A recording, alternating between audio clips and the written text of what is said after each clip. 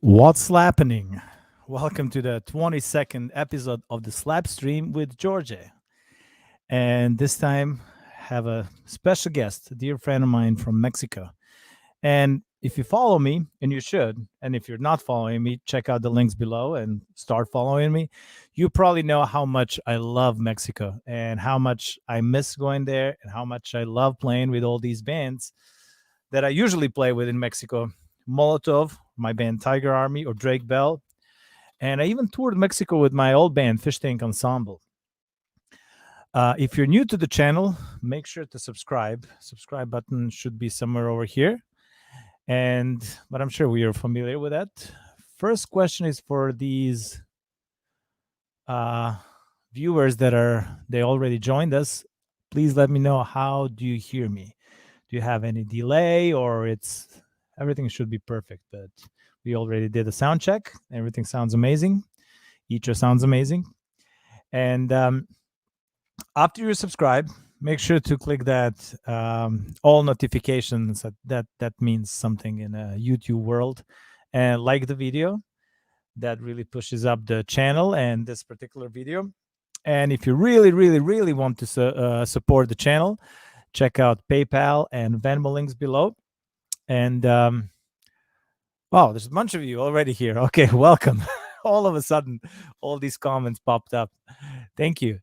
Well, I'm glad you can hear me well in Slovenia and California and all over the place. Awesome. Thank you, guys. And also, you can check out the Patreon. The link for Patreon is also down below, and I offer a bunch of perks. And I actually started enjoying Patreon a lot. I've been doing some lessons, private lessons. It's fun. All right. Without further ado, I want to introduce my guest, Icho, MEXICAT. Welcome, Icho. Welcome. What's up? How are you? It's doing pretty good. It's it's the end of the world. So Yeah, man. How's California? Yeah, California is good. Slapsville is good. How's So Mexico City? yeah, it's good as always. Like we here, the weather is good all year long, except like on the summer there is like a lot of rain. But except that, here you never feel that you're cold like you do in the U.S. That's awesome. Here in California today is a little bit rainy, but usually it's nice. You know how it is. Yeah, You've been man. here a bunch. So we're not gonna talk politics, right? No politics. All Good. we got We're like all some happy, news right? today, so it's all good. Yeah. The whole Um, world is happy now. Okay. yeah. You meant Mexican politics, right? Yeah, of course. No, we are not happy with Mexican politics at the moment. But let's don't talk that. Let's put Yeah. that away. This is about music, about positive vibes, Good. about rock and roll, and there's no positive vibes in politics. Yeah. So, how have you been doing? How are you surviving the pandemic and all Corona and COVID and no shows, no tours, nobody cares about music, life? Well, yeah. The thing is that we had been touring for 12 years, and finally we stopped. So for us was like a good way to like have time to do other things, all of us. And it's good. Like we have been on touring like for 12 years, and that's a lot. Like we didn't stop any month. Like every month we have shows, and we visit more than 30 countries, and it was mad. Like you saw us. Like I was like here, there, and then I see you in California, then I see you here and there. You're like, how do you manage? Well, I don't have kids. That's how.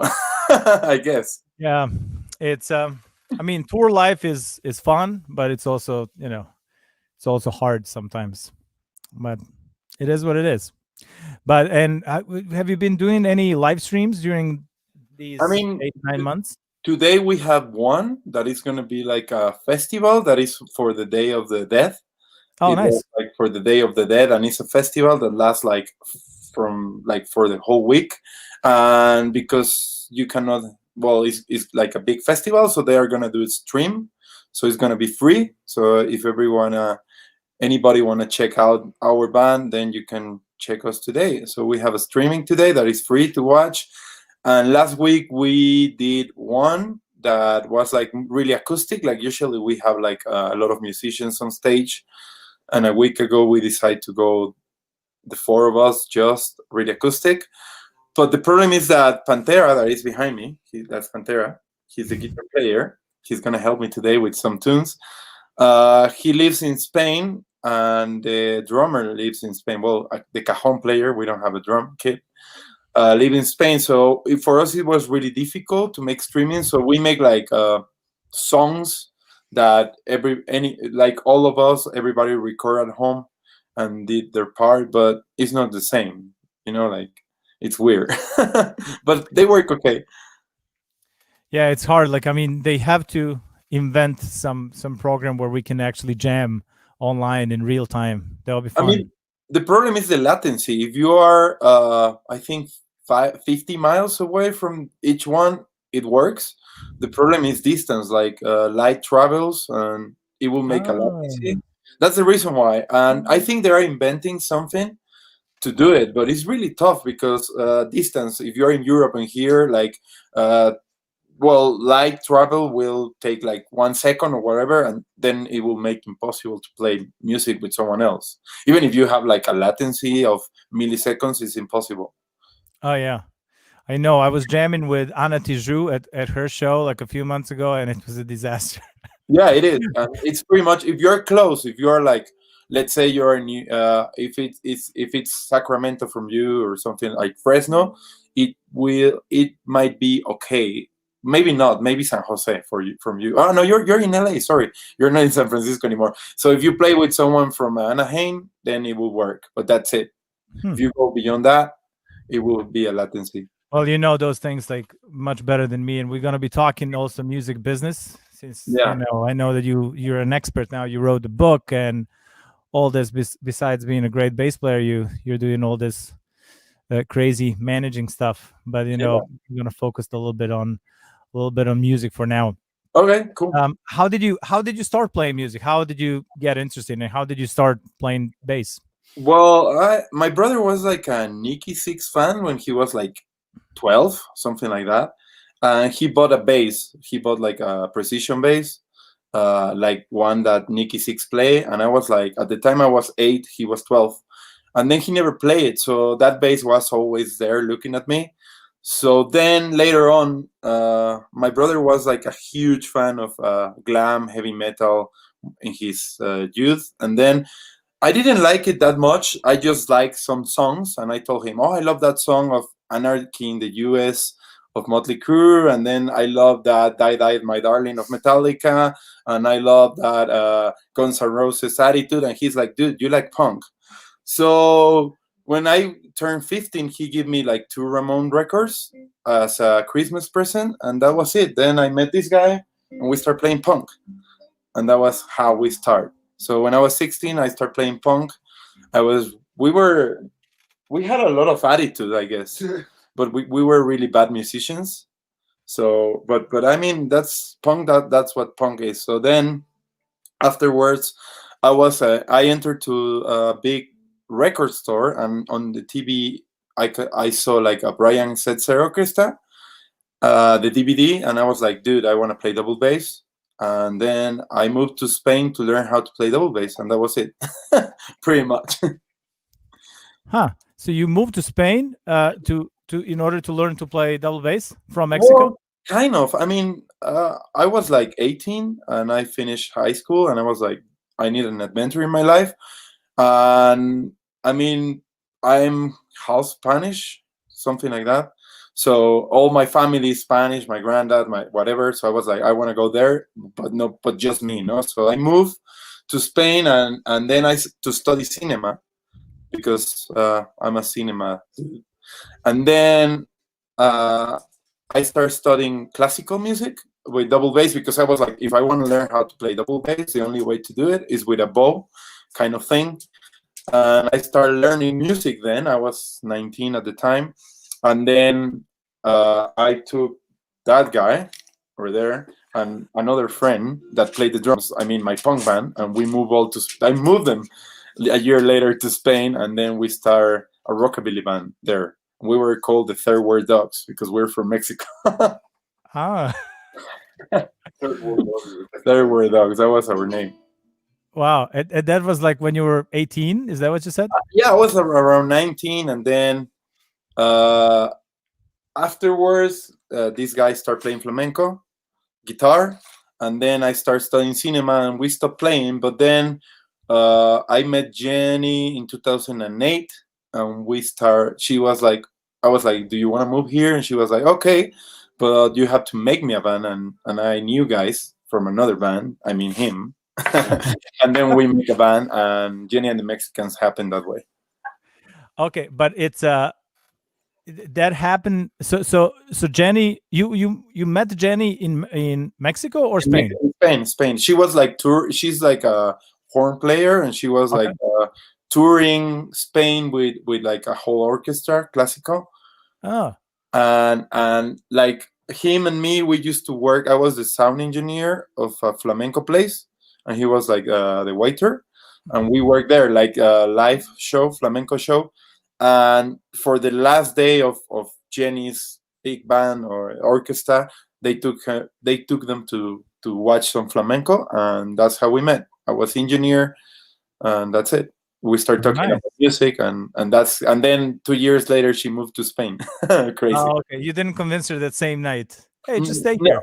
no, I This didn't. is No, Jen. no, no. I mean, it was weird because she came back a month later, and I was living with this guy, and she was, and that was like the kind of the first time we make music together was like that. I mean, in the apartment by casualty, but then we didn't see each other for 2 years, and then the band happened really quickly. Like Jenny moved to Spain, and the band was already playing. Like it was a weird thing. She was like, I have a festival that some friends run, and it's for cancer research, and I would like to take a band with me. And I was like, okay, we need to make a band. And so we were like in May, June, and that happened around. The festival was on August, so we were like, damn, how are we gonna do this? So the first thing we did, I mean, this is how we pay our flight tickets because we were moneyless. That's really bad. I'm gonna say it. Sorry. We bought some cheap tobacco in Mexico and sell it in the UK. To go to cancer research festival. To go, I mean, but Irony. we sold out. I mean, really quickly. So that's how we play our flight tickets. But also we record like a demo of 3 songs. And Jenny went to England like 3 weeks before the festival, and she took the demo with her, and she got us like 6 gigs with that demo. And then when we were there, we realized that we were selling that demo a lot. Like people like the demo a lot. So we were in Spain, we were in the UK. We played like 6 gigs, and we were like, guys, I think we have a band. And we already sold like 300 or 400 demos, and we were thinking about maybe we have a band kind of thing. It was like really organic, really cool. It was a nice trip. That's kind of the best way. That's an interesting story with the Yeah. tobacco. I didn't know that. You never told me that. We never speak about this story. I It's think really bad. no, it's not bad. It's just long. We never have the time. In interviews, it's like, how did you met in Spain, in a flamenco place like that? Like you never have the time to tell the story. That's why I created the Slapstream so we can be focused on the bass players and Yeah. then all these cool stories because we know the best stories. Yeah, I mean, we all have a story, right? Like, Yeah. sometimes we don't like to tell the story, but we all. Yeah, have. well, that's our choice. When there is a choice, if we don't want to say it, it's cool. But if we don't have a time and opportunity to say it, then that part sucks. I mean, if you keep the story for years and years, then the story becomes more interesting, no? Exactly. I mean, tell the story all the time to strangers, and the story will get not like old soon. Yeah. It's became a history Yeah. of the MEXICATS. How did you figure out that name? How did you decide on the name? Well, the way you it's we were called Pachucos y la Princesa, no? That was our first name. That Pachuco is like it's a Mexican that lives in the U.S. back in the day, like in the 50s or 40s, and there were these guys that dress up like have you seen like The Mask? Jim Carrey character dressing in yellow is based on a Pachuco, so that's Oh pretty yeah, much just I know Pachucos. Yeah, of course, but not everybody Yeah, knows. yeah, So yeah. so that's we were like, okay, we're Mexican, so let's have a cool name without that we feel proud of Mexico. So we thought, oh, Pachucos, and then We have a Jenny. princess. Then we have a princess. No, she cannot be a Pachuco. No. The problem is that when we moved, because the first time we signed a record label with a record label was in the UK. So we moved to the UK, and they were like, dude, like nobody can say Pachucos. They called you Ponchos and La Princess, and that sucked. So we had to change our name. So then we decide, okay, we're like, I don't know. I think at the time was on fashion to have, like, I don't know, maybe Florence and the Machine or whatever. Like you have the name of the lead singer and then something. No? So I guess I will not say, I don't want to accredit, and I don't want to say that's the reason, but maybe that's why. No? So we decide Jenny and something, and then we are two Mexicans in the band, and then the way you tell people that was born or is from Madrid is cats, gatos. So that's why we're Jenny and the Mexicats, because we are two Mexicans, one guy from Spain, and Jenny. Huh. That's cool. And Yeah, Jenny, she is British, right? she's from the UK. Yeah, she's from Southeast London. Okay. And percussionist is the Spanish dude, right? Yeah, he's from Madrid. Okay, cool. And it's okay. But so Pantera and you were kind of the longest friends from your childhood, right? Yeah, we met in year 2000, so that will be 20 years of friendship. Sorry. So Wow. we have been playing 20 years together now. It's, I don't know how we do it. Pretty long We time. we have never punched each other. Like maybe we have been this close twice, but no. Usually we end up having a drink and laughing 10 minutes later about it. So that's how we do it. We fix it with a beer With booze. and like a good story to tell. So mezcal fix everything, huh? Yeah, I mean, that's good that you said it. This mezcal we receive in Oaxaca, someone did it, and you see it's painted by hand. So this is like really good mezcal. But you see, mezcals are like probably Nice. it was a bottle of something like a tequila or something, and they just cover it up, and they probably make like, even like you can see it's not even like proper. They just break the thing, and then probably they make the mezcal in their tub, like bathtub. like in the bathtub. Okay. If you want to be blind but taste the best mezcal, go to Oaxaca. Oh man, I love Oaxaca. You know, I played Oaxaca last year, I think, with Molotov, Yeah. and it was really cool. You know, I loved the food, I loved the culture, I loved everything about Oaxaca. You went to Oaxaca City? Yes. Oh, because I mean, usually people go to Oaxaca. I'm gonna put Did Pantera. you try the chapulines? I just want to ask that. Did you Of try? course I did. Yeah, no, he tries everything. Like you even try like the ant eggs. I Right. love Antex. Escamoles. I'm gonna try that. They are so good. Like Yeah, I love that. Mexican caviar, right? Yeah, Mexican food is one of my favorite food. And you know, whenever I go to Mexico, I pretty much try to, you know, find something that I haven't tried before. But at this point, I tried lots of things. Yeah, You know, I haven't tried. I you're haven't. really adventurous. Sorry? Every time you come, you're like, oh, give me the weirdest, craziest thing. I'm like, dude, like you have tried it all. Yeah. Well, you know, not last time, but maybe I don't know, a few times ago, I went with Money Mark from the Beastie Boys when we were playing with Molotov. I brought him to pre-Hispanic restaurant. I found like one pre-Hispanic restaurant in kind of like a shady part of town, close to Teatro Metropolitan. Oh yeah. And and so I really wanted to try tarantula because I saw that they have that on the menu. So I went to that place, and we got there. It was pretty shady, even for my taste. Dude, So and you know, crazy. and Mark said like, you know, let's go. you didn't try it. I haven't tried it. You know, it Oh, was. I dude, would next try it time- if it was a different place, but it was kind of dirty. You know, and you know, if you want to, if you're gonna be eating that type of food, you know, you want it to hygiene to be, you know, a little bit better. I don't know, dude. Like here in Mexico, hygiene, not that good hygiene makes food taste a little bit better.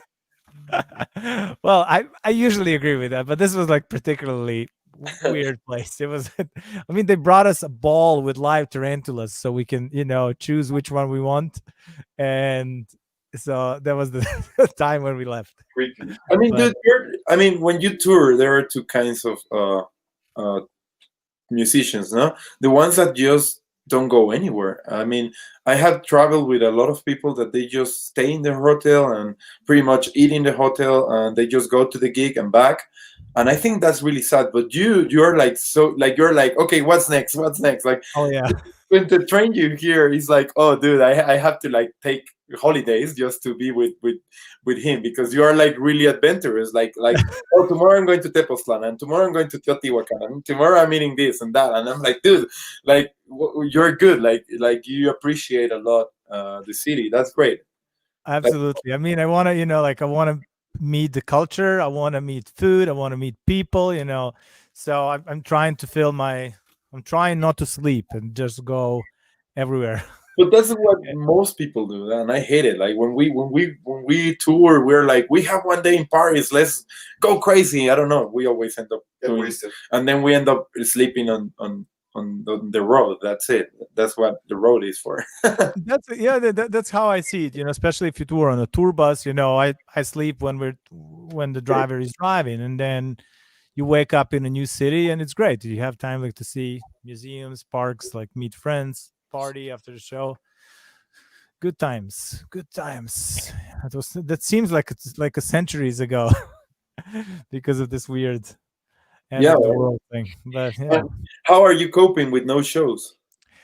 With the Slapstream, I kind of work a lot on this Slapstream, and I'm really excited about it because I've been receiving messages from all over the world, how much these things like mean to people, and not just bass players, and then from bass players how much they learned, and it really warms up my heart, and that's why I do it, because when I started it was nothing like this. So now you can really just Google anyone's name, and then or just go to my channel and check out Slapstream, and then you find basically the top players in the world, and it's already 22nd episode. So I think it's that really makes me happy. Dude, that's great. And and I've been working on my own music, which is also cool, which I wanna release soonish. And that's it. That's pretty much it. Yeah, I mean, How about you? I have been working on a book. I made a book about the music industry. So it's in Spanish, so I hope if you're a Spanish speaker, you can read it. And it's about how to make money with your music without the need of third parties.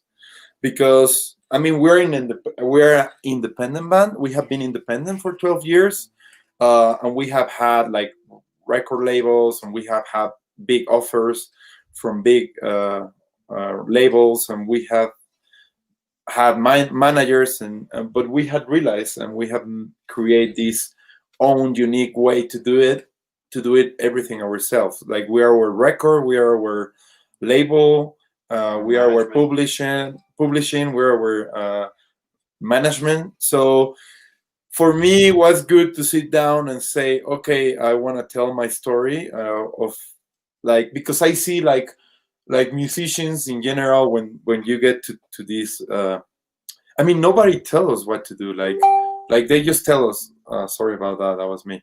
Let me shut that down. Usually, well, I will do that. Usually people get into this business and they don't tell you what to do, and you do all the mistakes because we think this business is something that actually is not.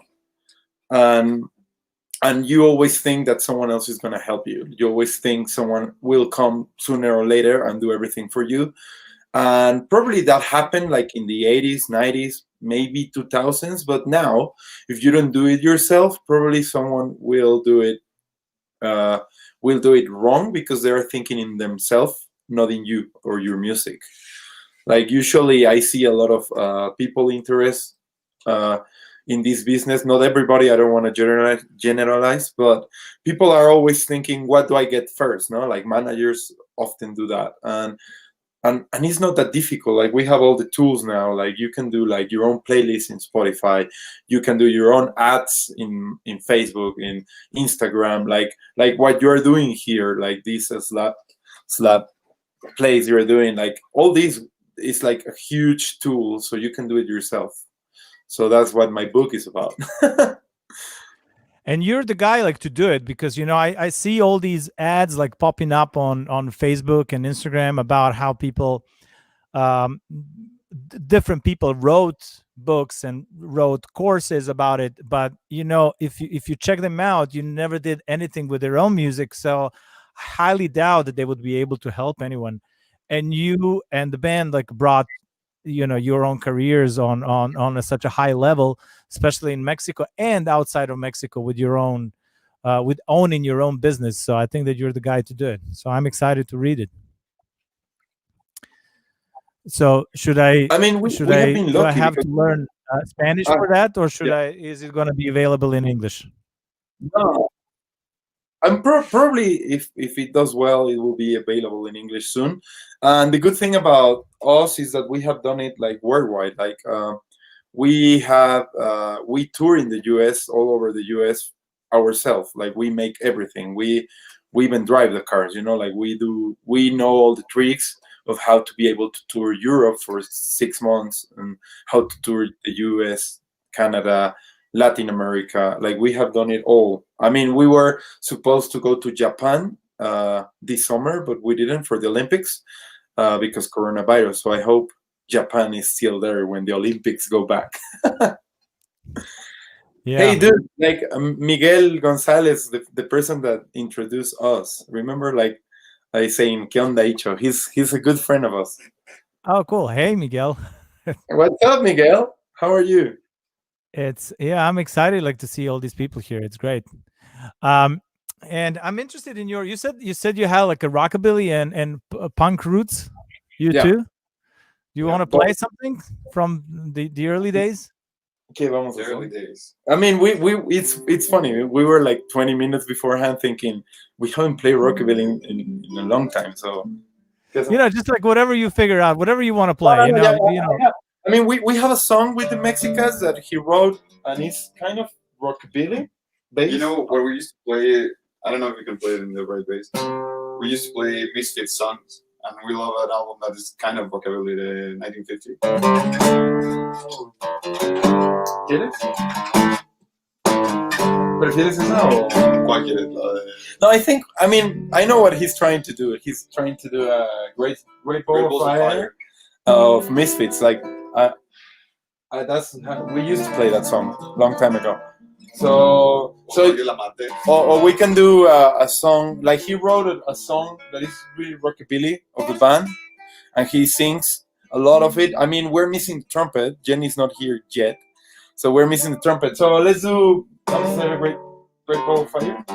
We can do that when Jen is here, maybe. What about that? So let's do this. All right. I'm not a great singer, by the way, and I usually just shout. I mean, this is right. Puta, güey, no sé cómo el grito va a sonar más fuerte que todo.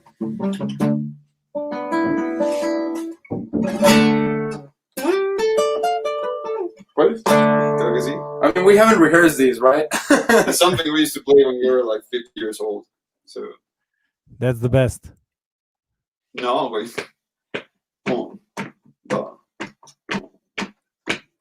Vamos tan. I'm kind of scared of playing this shit. Que no sé qué velocidad hacerlo. Okay. You shake my nails and you're out of my brain. Too much love for some man insane. You broke my will. What water's be a goodness gracious, great force of fire. Love doesn't love us, it's funny. Fucking everyone in the room. Hey, honey, come baby, drive me crazy. Goodness gracious, great force of fire. Ya no sé qué más decir. It feels good. I wanna love you like I love you should. You'll find me.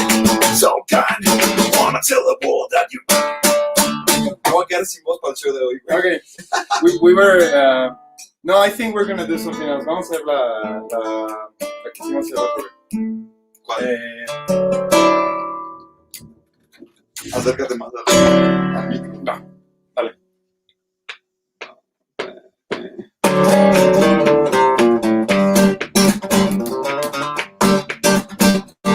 Cuánta vida me quedan, pero este felino está cansado ya, cantándole a la luna sin cesar. Canto a las estrellas y aunque son bellas mucho daño hará, guiando mi camino hasta tu hogar.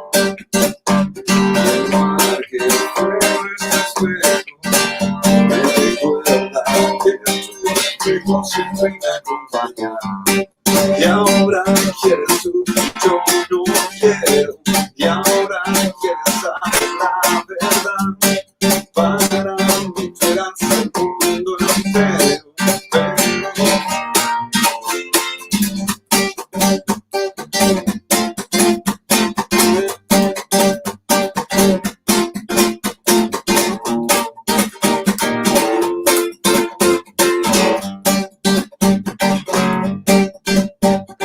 Pasan las horas con el ruido de las olas cuando tú no estás. Las estrellas que brillaron ya no están. Canto las estrellas y aunque son bellas mucho daño harán, guiando mi camino hasta tu hogar. Y el mar que fue nuestro espejo me recuerda que tu reflejo siempre me acompañará. Y ahora quieres tú y yo no quiero. Y ahora quieres saber la verdad. Para mí tú eras el mundo entero, pero ya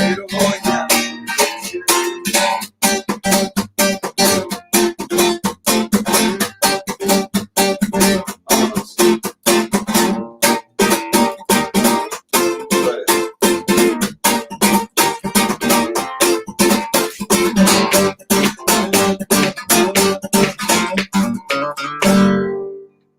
That's that.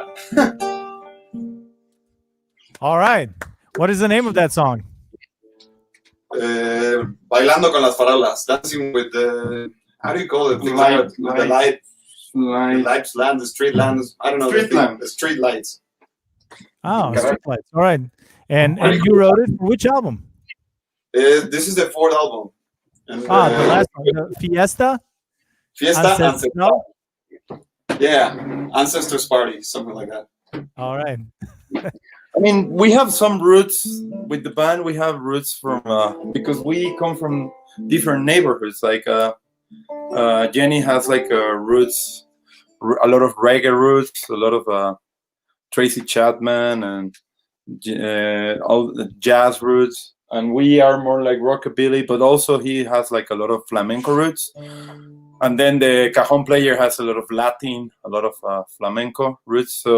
So all our music is like a mixture of everything. Like if you listen to our albums, you can hear like a reggae in English, and the next song will be something like this, and the next song is like a really Latin song in Spanish. So we have like we never say no to things. We always try everything. So I guess that's the way we get there, because we don't care. We don't think, oh, we have to do like this or that. We just let ourselves go with whatever comes. So that's tricky, because when we do concerts, we have to plan them in a way that it doesn't sound like you are eating dessert first. You know what I mean? I absolutely agree with you. And then that was always my goal, to combine different things and then kind of create your own style. But it's also tricky because the audience and the critiques, I mean, they always want to kind of like put you in a certain category, and then you it's hard to get out. And then but if you want to have your individual sound, you have to get out. You have to create your own thing, and you have to let other influences in. And that's what I always liked about Jenny and the MEXICATS. I mean, the biggest problem is not just the audience, because once they are your fan, they will like everything. Like that's something really cool about fans. Is like they will accept everything. The problem is actually a Spotify algorithm, because now we are living in a time that is all about singles. So, for instance, if you have a really good single, one of your singles does really well, and that song is a Latin alternative, for instance, to give you example, that's what happened to us. So the problem is that usually people just listen. If you put in comparison the people that listen our reggae in English to the people that listen our cumbia, that song that he's playing for, no, he's playing another one, but the ones that are really popular, our songs that are popular in Spotify have millions, like 30, 40. I mean, we have a video that has 500 million views in YouTube. And the problem with that is that Spotify catalog us as alternative Latin that is famous in Mexico. So the algorithm just show to people that like that drama your music, and that's a problem for us. I mean, because it's really difficult to stand out when you play a reggae or where you play a song in English or something different, because the algorithm will think that that's a bad experience to people, because people skip it because they want to hear the Latin things. So that's a real problem about this new way of singles era. It's really hard, like just what I mean. They want to like fit you in a certain category, but hopefully they're gonna figure out a way how to fix that. Do you think there's a work around it? How do you present Yeah, well, other styles? I try something with the band. What I did with the band is I make like a video of a song in English that has nothing to do with the Latin part. Yeah, that's the song. It has almost That's so fast. that's in a fast mode, so it has 439 million views. That's crazy. That's crazy. So the thing that I do is like I make ads, like Facebook ads with a video, and what I want is people that don't speak Spanish or like Hispanic music. I show them a song that has nothing to do with Latin, and then I make a video in countries that nobody like I make like Sweden or Japan or something like that people don't speak Spanish, and then I populate that people to view that, and then I populate, and then I start showing more adverts to that people that watch the 75% of that ad. So that's the way and then I send them to Spotify, and then when I send them to Spotify start seeing that a lot of people is seeing the other songs as well. But it's tricky and expensive to do, but I have done that, and it works. It works. It's so tricky, like to do anything in the music world. I mean, in the music business these days. It's tricky, especially now. I mean, you can do it yourself, but it requires a lot of study. Like especially Google, Facebook business or Google Ads requires a lot of mistakes to be able to do it right. People can just buy your book and then learn all of that, right? Yeah, well, my book and my courses, but I promise I'm gonna try. I thought about it. First, I'm gonna leave it in Spanish, but I'm sure I'm gonna translate it soon. I mean, my goal is to help musicians not to make the same mistakes that we did. Pretty much. But there's another thing, and I mean, the industry is changing all the time. So don't you think that once your book is out, that it's already going to be something different? Yeah, well, my book is based in psychology of a fan, not in. I mean, I tell strategies, and the courses are about strategies, but the main point, the thing I study the most to write this book is psychology of a fan, like how a person, what happened in their mind when they buy something or listen something. I mean, the biggest problem right now with music is that people don't spend money for music. That's the new status quo. And the problem with that is that when people listen to you in Spotify or YouTube, they are having a transaction with Spotify or YouTube, not with your band. And that's the biggest problem, because before, when someone went to the store and spent $20 on an album, that will, in their head, they become your customer, and that then they will scale in sales until they go to a concert or they go to a meet and greet or they buy something like autograph or something expensive. No, the problem now is that when someone follows you in Spotify, YouTube, it doesn't require any transaction. They don't become your client. So if you study the mind of a person, how it works, and then, I mean, there are tricks. One of the big tricks to sell albums is to give away the album for free, but then you ask for money for the mail, for mailing it, no, like you shipping fees. That way people will spend money in the shipping fees, and then maybe you will end up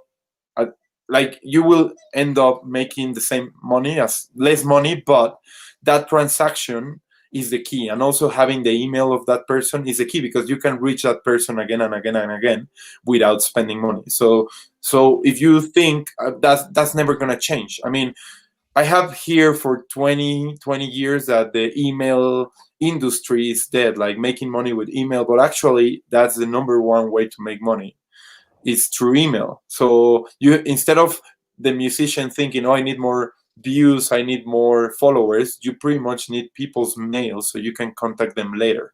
That's the key. So that's that. Well, you heard, people. So please, if you're not on the Artist Slap Base email list, make sure to subscribe. But that's the key, man. Your email at contact@artistslapbase.com, and then you'll be informed about all of this, and you'll know about all the slap-based news that is happening in the world, right? But I mean, we had this conversation a year ago, and you were like, "Oh, how do I do this?" You asked me for an advice, and I was giving you a lot of advices, right? And you were like, "Well, I have 3,000 emails," and I was like, "Dude, I'm gonna shut up. You have done it. Like, you have to make them work. That's it. You just need to start sending emails and start doing your program. That's all you have to do. You already do the difficult part. You have it all. Come on, like." And you see, like, you have a lot of fans. Like, they come back, and they don't care. They don't even know me, maybe, but they are here because of your show. So that means that you have make this a fun thing. Like, in their head, they are a fan. It's not about Facebook ads or Instagram ads or whatever. That can change, but you have done it. Someone is singing outside. Can you hear all that noise? Yes. I don't know, like, dude. I mean, I live in right now I'm in a really particular neighborhood. Which so one? It's colorful. I mean, it's in the mountain. Oh, okay. So we're at your house now? No, we're not at my house. We're at Jenny's where house. are we now? Jenny's house. Oh, that's Jenny's house, but Jenny's not there. Well, she's getting ready for the show. We have a show today. Okay. At 4, so it's almost 2 here. So she's getting ready. At one point, she will pop in and we can play something with her. Okay, awesome. All right, people, stick around, and you're gonna hear the whole band. Not a whole band. You did percussion, No, right? We're missing David. Yeah. Oh, okay. And so your first instrument was bass guitar or upright bass? My first instrument was bass guitar. Yes. Okay, and then you switched to upright bass. Yeah, but now I do both. I guess I'm becoming lazy with upright. Like, you can see in my slap technique that I haven't slapped a bass in 8 months until you told me, "Oh, let's do this on Monday." And on Monday I was like, "How? Okay." And I started slapping it. And yesterday he was like, "Dude, you're getting out of tempo." I was like, "Dude, I'm tired." 30 seconds in the song. So yeah, I mean, mostly I'm studying a lot these months of bass guitar. I'm trying to get my rhythm better, mostly. So I'm studying a lot, sitting down with a metronome, pretty much most of the time. That's cool. I never spent enough time, like, playing bass guitar. Even I have it right here, but I played in one band before I moved to the States, and that's kind of pretty much how I earned the money, like to move out here. But I never spent enough time really, doing it. Maybe I should one of these days. But I did spend lots of time with upright bass, so I guess that compensates a little bit. Dude, I just became any other instruments? Huh? Do you play any other instruments? I start learning piano. These coronavirus, I start playing like everyday piano. Oh, nice. But no, I mean, mostly I play upright and bass guitar. I mean, the thing with upright, like, for instance, this coronavirus, I start grabbing the bow again, and dude, there is so much like to learn with upright. Like, it's such a difficult instrument that when you grab another instrument, I just want to play it on the bass again.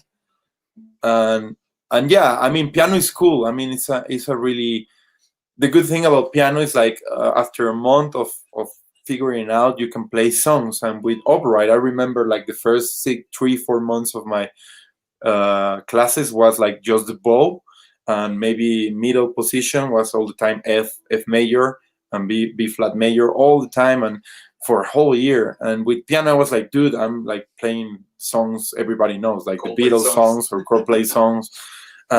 And with upright or bass guitar, even bass guitar, I think is like people don't realize how much you need to know about harmony when you play. Like people is like, oh, you're playing one note, but you're like, dude, I'm playing the correct note, or maybe not, no? But you need to know all of them in order to play that one. Like you need to know all the notes you are able to play, no? And usually with a guitar or a piano, people just put their hands and they don't even think about the second, the sixth, the fourth. And I think with bass, you need to study, and then also tempo is really important to be like on the beat all the time, like you're in the middle holding everything. So it's tricky. I mean, it's a really difficult, it's not a agradecido, ¿cómo sería? Grateful instrument to learn, I think. That's how I see bass. About a bass, it's it's the support and the tone, of course, and you have to have that pocket with a percussive instrument, and then you have to keep the tempo. So as long as these things are happening, you're creating magic. The thing is, in the band, with Jenny and the MEXICATS, we all do like kind of rhythm part of it, because we don't have like a drum kit. So the cajon, he does like the snare things. Each of those also like the snare with the strings. And I don't know why I do some of the kick drum. So that's how we complement ourselves, and it works really well for us. But yeah, I think you're right. But you have to be percussive also with the guitar. It's way much easier to make a guitar sound, as Icho said. You don't have to learn the whole scale to do. But if I do this, you have to do like. Well, at least I have to know it. I don't have to do it. You have to know it, and less is more. Avoid the tricky notes. Yeah, no, especially the fours to change your chord. Yeah. No, but I mean, what I'm trying to say is like with the band, we there is a Spanish drama that is called rumba, and the good thing about rumba is that that's I guess so well with rockabilly. Yeah, so that's the main key sound of Jenny and the MEXICATS has to do with rumba, because I do like a rockabilly. I don't slap much, but I do like kind of rockabilly.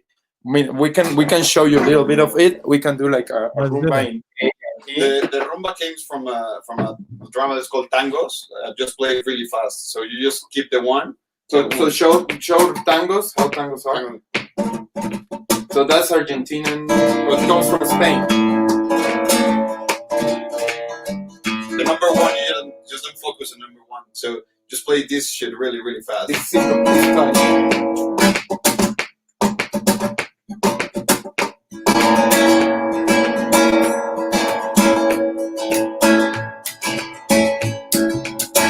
It sounds kind of like Elvis. And if you just go to Rumba Catalana, it's a different drama.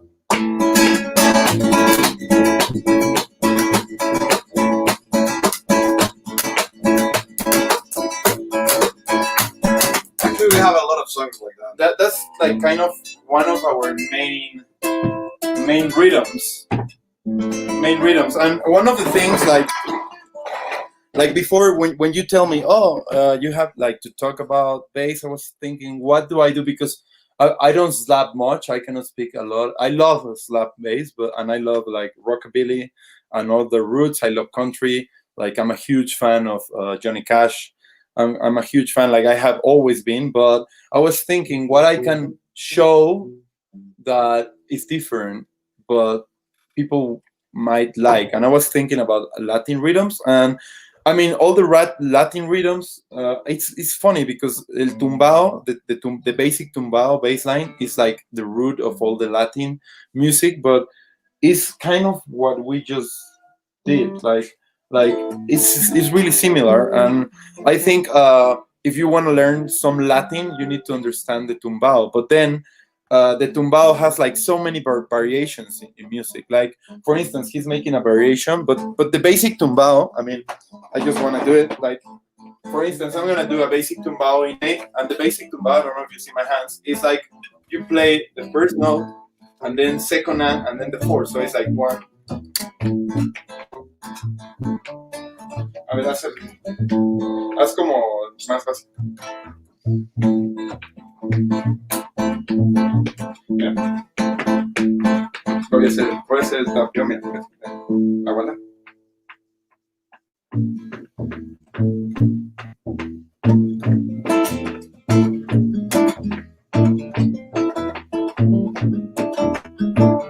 So that's pretty much the basic tumbao. But then when it gets really tricky is when you syncopate it and you tie the four. I mean, there are two things. The most common variation that is from Afro-Cuban and also salsa is that you tie the fourth to the one of the next chord. So the two difficult things, and that was what he was saying, is that you don't play the ones. So you have to feel them, and that's the main problem of Latin. When people want to play Latin music, usually like countries, like you always play one all the time, no? But then with these Latin rhythms, you don't play the one. You need to feel it, and I guess that feeling is the tricky part of Latin music. But the other part that is really difficult about this syncopated tumbao is that you anticipate the next chord. Like for instance, if you're playing A and the next chord is D, you anticipate on the fourth tempo of the A chord to D. So for instance, if you play I'm gonna do like basic 1, 2. It's 1, 2, and 4. 1, 2, and 4. 1, 2, and 4. 1, 2, and 4. 1, 2, and 4. No, so but if you make it without the one, it's 1, 2.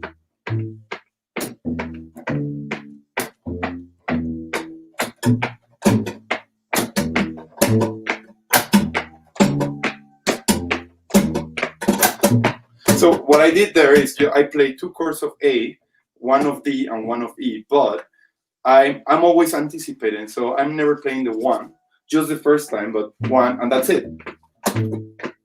I changed to D, and I changed to E, but that's the 4th. 4, 4, 4. See, so that's pretty much like, if you wanna, I mean, there is a great. Leave the bass. You know, don't put the bass down. Okay. I wanted to ask you. So can you slap that pattern as well? I mean, I can. I was thinking, what can I slap? But to make it easy, maybe I can slap the 2. I mean, I don't play the 2, but maybe I can slap it to feel the 2 and so.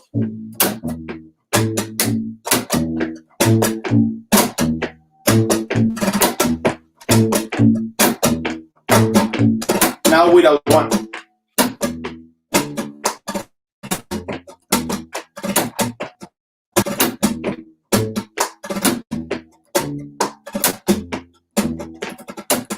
I'm sure you can make something really cool.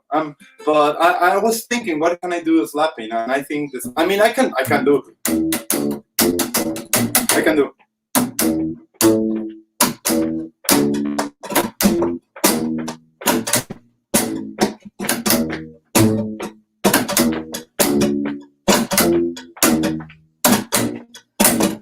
That's it.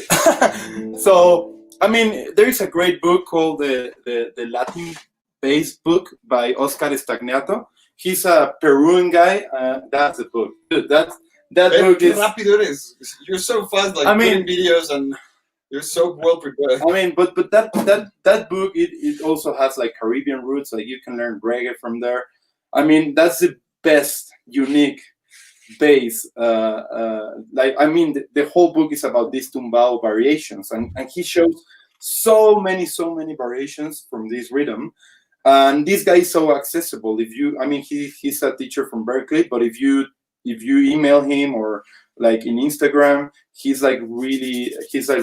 If you have, like, for instance, I asked him once, give me an advice to make your book better, and he say, dude, put the metronome on 20 and just play. Thank you. So he was like, just play the tumbao, but so you feel the 1.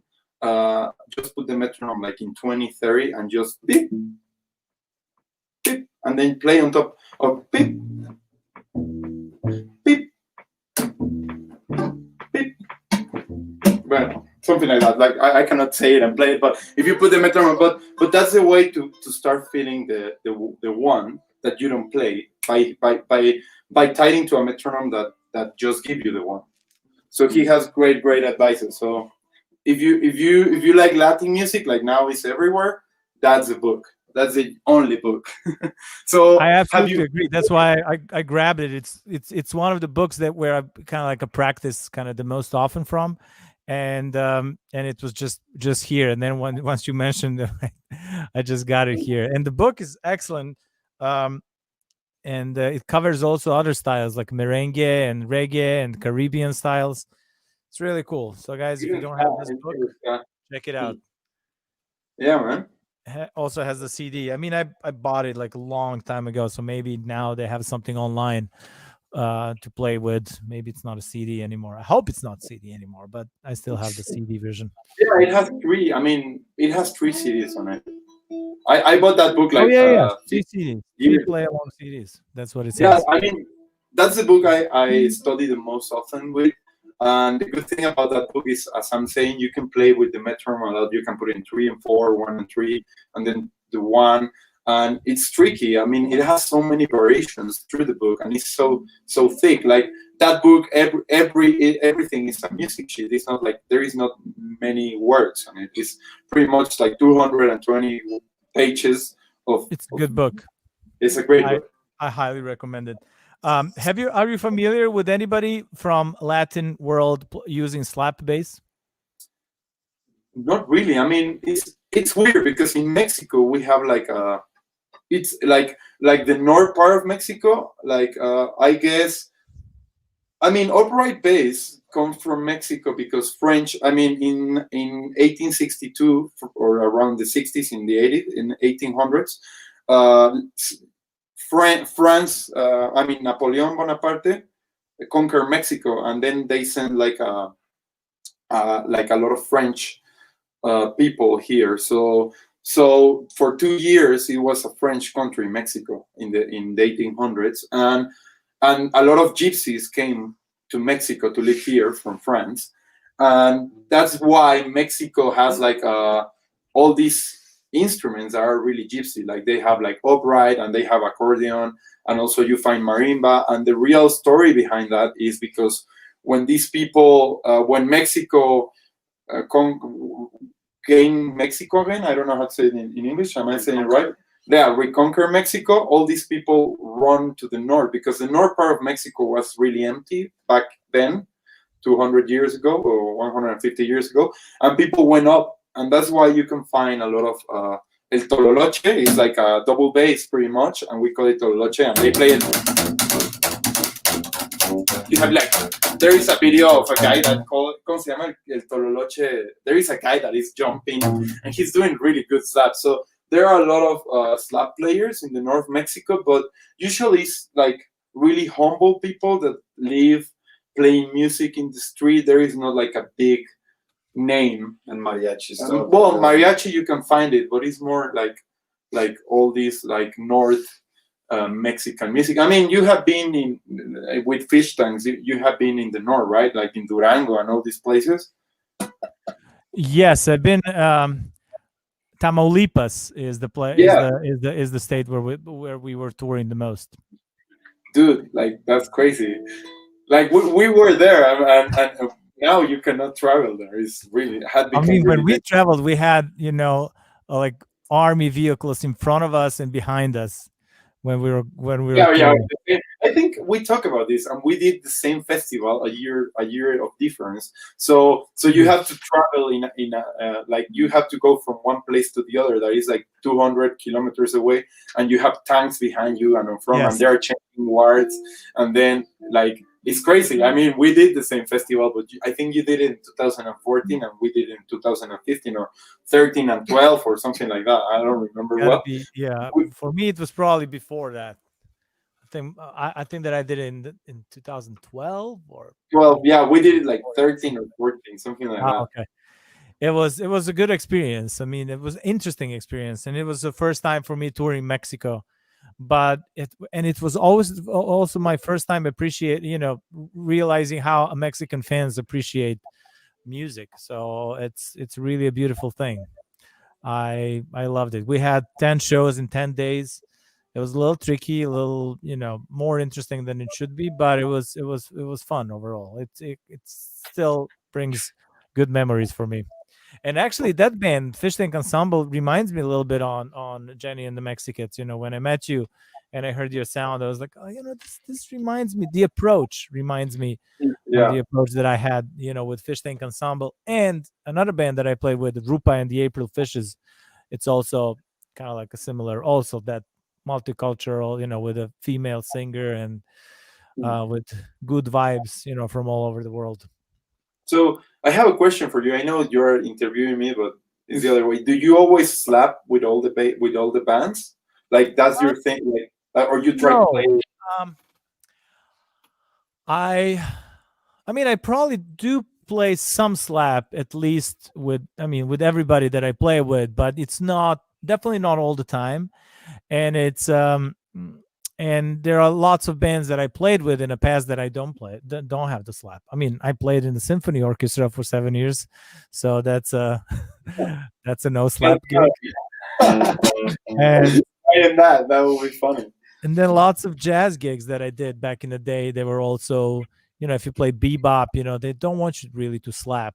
Now I do slap in jazz, but it's back then I was a little bit more careful, and then I appreciated more to be stylistically correct until until the moment when I learned how to not ruin the style but still have my own voice heard, if that makes sense. So basically, yes and no. I do play slap with all the bands, but that was not the chance. That was not the case in the past all the time. So, as far as slap goes, since you mentioned that, like, what are the techniques that you're using? What are the different patterns that you're using, and how do you call them? I mean, I don't know. I think. I mean, obviously, like that one that everybody. I mean, that's the first one, like the train one. So that's the first one everybody learned, I guess, no? And then the triplet. Okay, No, how and then do you call the first one? You called it a train? I don't know, like the train. I don't know. It's like a train sound, huh? I want to know how you call it. The Johnny Cash sound. I don't know. All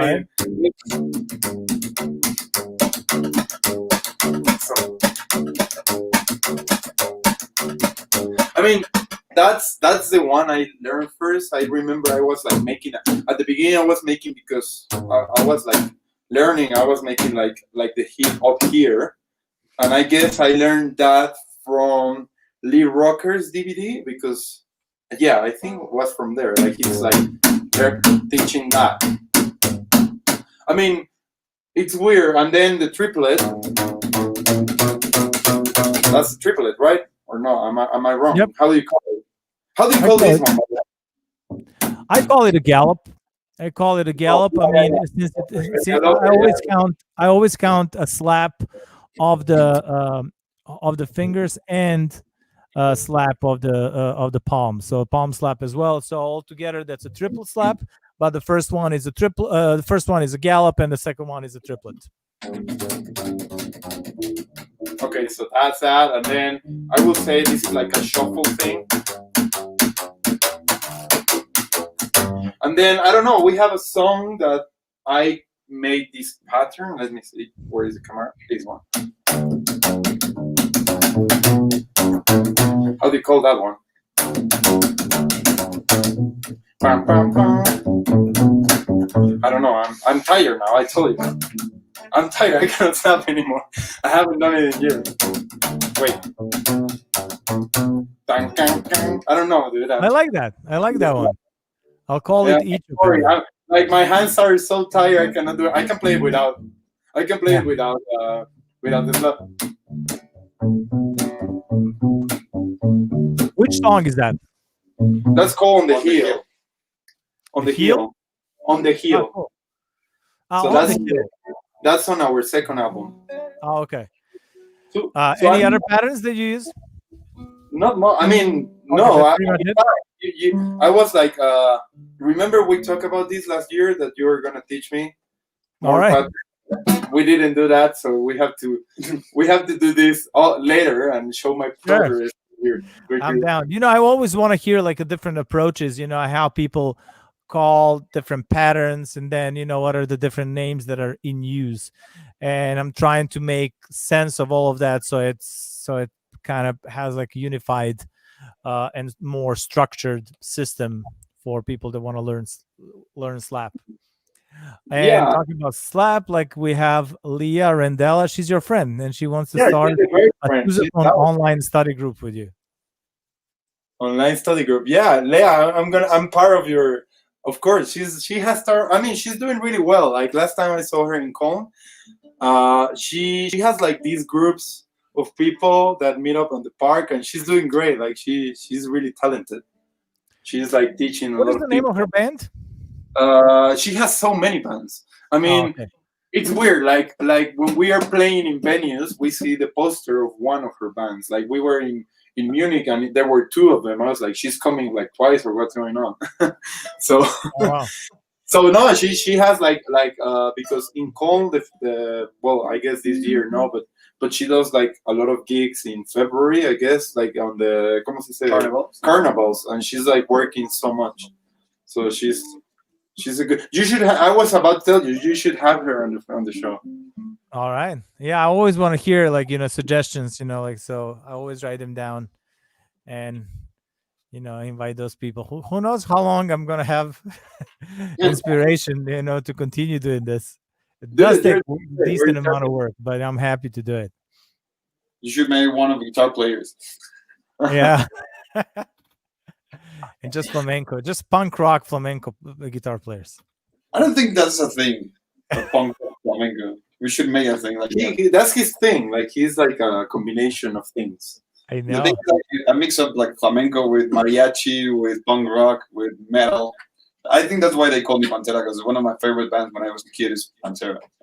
We cool. Oh, here comes the bad guy, El Pantera, and that's why we call him the Pantera. And I'm glad you mentioned that, the combination of the styles and everything. And earlier you mentioned the how many like in north of Mexico, like you can hear often slap based on Tololoche. Tololoche is, as far as I'm concerned, smaller upright bass. It's not the same size, right? I think it's a 3/4, but it's made by a material that is really thin, and that's why it looks so small. And it's made by pine or cedro. It's the cedro rojo. Yeah, they are like really, really thin, and I think one of the characteristic thing is plastic. It has plastic strings. I remember I tried that bass several times. Once it was in, a couple times it was in San Pedro fish market. There are always like Mexican bands playing. And would you call that style conjunto, Tex-Mex, or? That's more like Tex-Mex is from Texas, pretty much. Like we don't hear Tex here. But that will be a trio, maybe mariachi. Es que there are many. Trio is like 3 guys. Mariachi is more than 3. And they change Gironas. There's also a guitarrón that is kind of like a bass. Yeah, that they play like guitar with. And also I was thinking like, and now that you mentioned Latin, I think El Baby, that is an ampeg. Baby. Yeah. That's like for playing cumbias is awesome, and it has plastic strings. And cumbias is something we do a lot, so I play cumbias a lot on the double bass. And also there is like a way of playing cumbias that is like a country style that you just play 1 and 5. Like for instance, the song that you put with a lot of like that one, like for instance, the one he's about to play.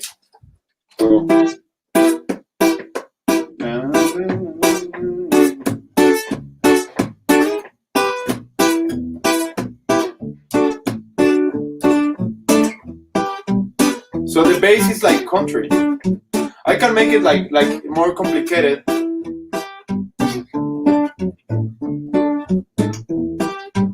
Es mayor, mayor.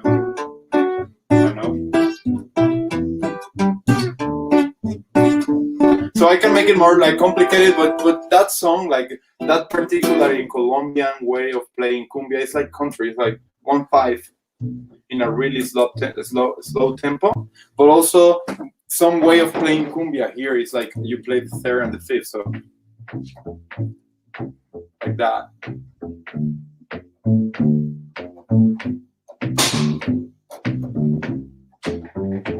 But if you play 1 and 5, it's like a Cuban way, and this is more like Mexican, Argentinian way with the third.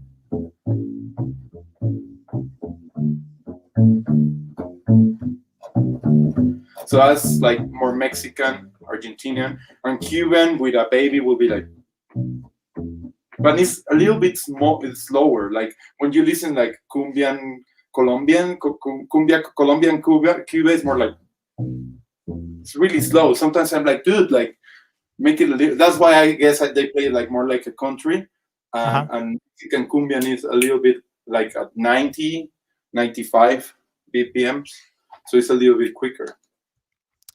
That's cool. And on baby bass, I never seen anyone slapping, right? Have you? No. No, it's usually like it's like a lot of like, it's like the good thing about babies, like it makes really mute. It mutes like the sound, like because you have like plastic strings and you don't have box, so it's like kind of sounds like a fretless or bass guitar, kind of really mute. Like if you were playing with your thumb in a fretless. That's how I usually, when I don't have my upright and I have a fretless, that's how I do it. I mute it with my palm, play with my thumb, and make it really like staccato, like that. Like you don't like press the whole way through. You, to make it sound like a baby, you just kind of mute it a lot. Got it. An excellent bass player that I heard like a slapping in Latin music would be Israel Cachao Lopez. He was slapping quite a bit, and I mean he invented lots of those like Latin. Cachao. He's Cuban, right? I'm not sure, but I think so. Yeah, he's Cuban. He's I think Cachao is a Buena Vista Social Club bass player, or not? I think that's Cachaito. That's his son. I guess so. That's why it's Cachaito. Oh, okay. I know the two of them, like we're kind of gods of Latin bass. And Pantera, you got a comment from Chuck Garner. Pantera, you play great. Thank you, Chuck Garner. So I mean, Cuba has great upright players. Like they are really good. Like in Cuba, they have a really good school of upright. Hello, Jen. Jen is here. All right. She brought us tea. Hi, everybody. Hello. Sorry about this time. I'm just a really night person. Did you say something else? No. What about? Hello. Hello. So this is Jenny. She's the singer and trumpet player. What's up? Thanks for letting us in your house. That's all right. It's so tidy. So tight. Yeah. So where are we now? We're in the mountains around Mexico City, right? Yeah. I'm freezing my ass off. She has. You're such an exaggeration. Really cool. He's come to England before, and he gets much more cold in England. So. She has a great view of the city. You can see the volcanoes and everything. It's really cool. The sun is amazing. If it's a clear morning, it's literally the horizon. It's all like volcanoes, and it's beautiful. You can see the snow on top of the volcanoes. That's so cool. I love Mexico City, and all these places where I've been to around it. It's amazing. What do you want to play? What do you want to play? I don't know. Are we playing? I found Yeah. The other my trumpet is on the way. It's a bit broken. They're fixing it, so it's on the way. This is my spare. It's kind of like it's much more opaque in the sound. It's not dark. It's not as clear. I don't use it much, but I like it. But anyway, it looks cool. It looks cool. Yeah, it definitely does. It has a nice soft sound. Nice. We can play on the hill. We were talking On the hill, about que no tiene trompeta. Look at this. One of the many MEXICATS t-shirts over time. Nice. So if our viewers want to get like some of the MEXICATS merchandise, where should they get it? They can go to Cosmonauta shop, that is the Icho store, Or also there's a place that I just opened it that is called Everest, like terrorist, but without the T. Everest, mx.com. All right. Pantera is doing all his I'll new post design. that link like in a Like, bit. that one place also does other ones. Nice. What is Icho's store's website? Cosmonauta Shop. You okay? Like Cosmonauta Shop. Oh, okay. Once you're I'll done, tell like you- please post the link so we can check it out. Yeah. So also, if you wanna check out our streaming today, I can post the links as well. Yes, let me know. Yeah, Like, you can also like- send me a message here on the wherever. Send me a message and then I'll post it. Okay, let me find the link. All right, let's rock. Play something. I want to hear you play. Yes, I will. Hagamos on the hill.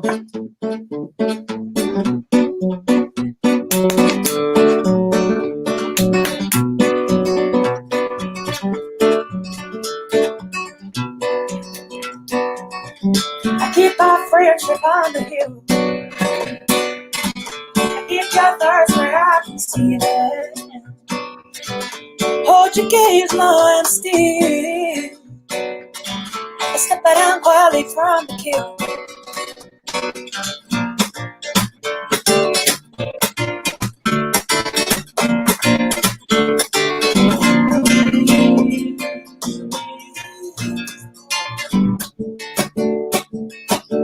Coffee get older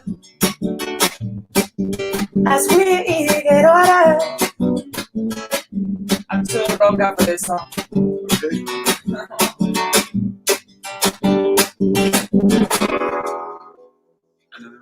Es que I've just woken up, so my voice is not open at all.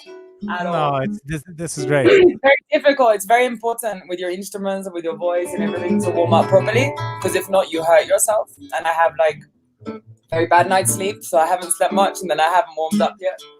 So it's really What can difficult. you sing? So if you want to see us, maybe 8 o'clock could be much better when I've had a chance to warm up. Yeah. I don't know. Something simple. Es que pensé que sí iba a ser simple. Es lo mismo.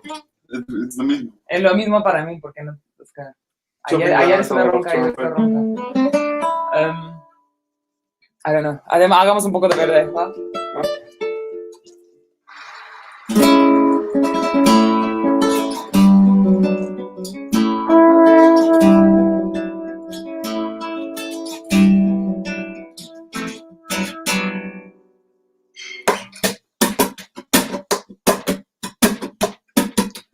¿Cómo están? ¿Cómo están?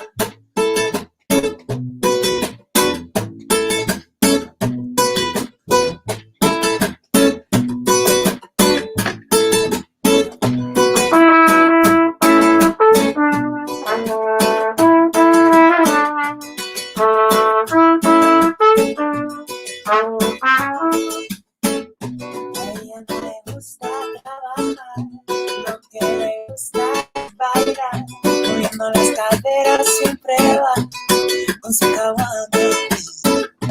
Cuando se decide entrar a un bar, perfume Buenos Aires colada, no te imaginas la que se pone bajo su falda.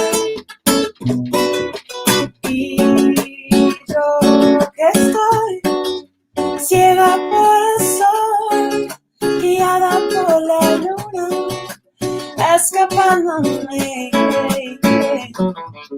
No, muchísimo, difícil de leer, y ahora estoy riendo, verde no soy.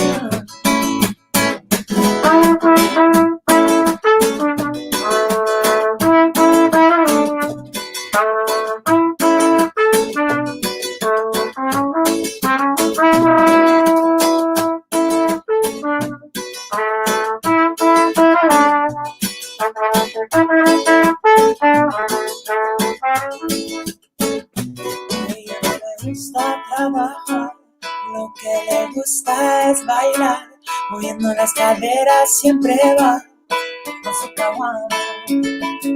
Y cuando se decide caramba, perfume Buenos Aires volará. No te imaginas lo que se va a armar bajo su falda. Y yo que estoy ciega por el sol, guiada por la luna, escapándome. No dice nada, me fui sin pelear y ahora estoy riendo, verbena soy yo.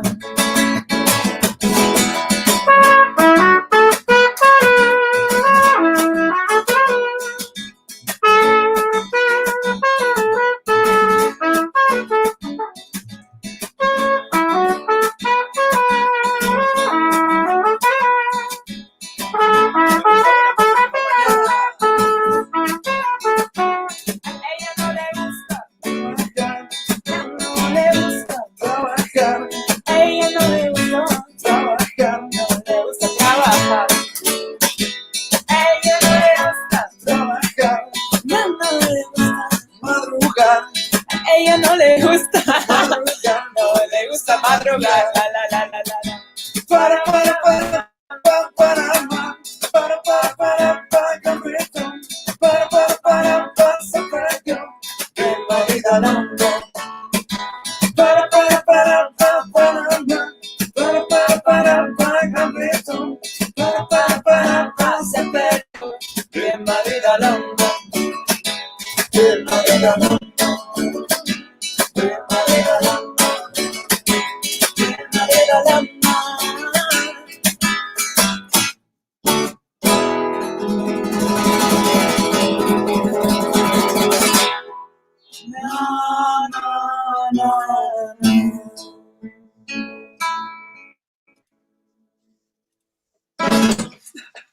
Yeah, Muy temprano por la mañana. we did our best. Awesome. Thank you for taking part, great. Jenny and the MEXICATS. It took us like many tries, so at the end we managed to make one song. We have been like, what do we do? Like, put it on the spot. Since quarantine, I just gone on another clock. I was always be kind of a night person, but now like I'm normally awake until maybe like 6 or 7. Oh wow. Yeah, well, but I'm in Madrid, and we have the same time. Really? I was gonna say you're such a morning person. I'm a morning It's so person. ironic. It's real. I'd love to be a morning person. I love the mornings. Just I'm normally have there if never I'm been. up from the day before. So if you want to see the morning, you just stay a little longer. The huh? morning, yeah, Stay up a maybe little longer. extra nighttime. Yeah. Well, you guys sounded great. Are you going to be playing all of these songs like tonight as well? Yeah. Sí. Let me look. The link. Is the link? It's gonna be from the Facebook Let me see. of Cultura, like culture with an A on the end. EDO Mex, which is Cultura Estado de México. y You have to put that. Mex. But the arroba, pon la arroba. That's but okay. Me encanta todos los vinos del mundo. And I think it's going from their Facebook, not from the Instagram. Yeah, that's The Facebook Instagram, Live. but the Facebook will be Cultura Edo Facebook.com. So the one that you just sent me, it's from what? Facebook? Yeah. Si pones, Wait, si pones el ad en Facebook, sale el Cultura. So, yeah, I see Facebook.com diagonal At what time? culture A. Seven Okay, got it. It's The gonna one be that you like just sent it, right? yeah, it's gonna be live from the Facebook Live, so it's free. So, and we're gonna have we're gonna be like 7 musicians and fireworks, and there's gonna be Full like show. there's gonna For shebang. be a guy like pretending he's dead, and we're gonna be paint covered. We're going to be paint covered, yes. paint face. No, how do you say We're it? going to be What paint time is face. that? How do you say it? Come on. We're going to have face paint on. Thank you. That's But what time? 7:30 Central Time. So that's 7:30 like Central Time. That's that's like in 5:30 hours. my time. Exactly. 5:30 California. Yeah. Oh. Let me see. Like really late. Is this it? Really in Germany, yeah. 3 a.m. No. in Central Europe. Really? See, 2:30. 2:30. I love this. Doing the MEXICATS live today. Oh, us, yes. See? All right. Yeah, that's All right, so guys, you have the link, so you make sure like to get it. I'll also write it down in the here, like for the in the live chat, so you can copy and just go and see Jenny and the Mexicats playing all the hits from all four albums, right? Yeah, we have 4 albums. Yeah. Are you gonna play songs from all of them? Yeah. Sí, señor. Si, senor.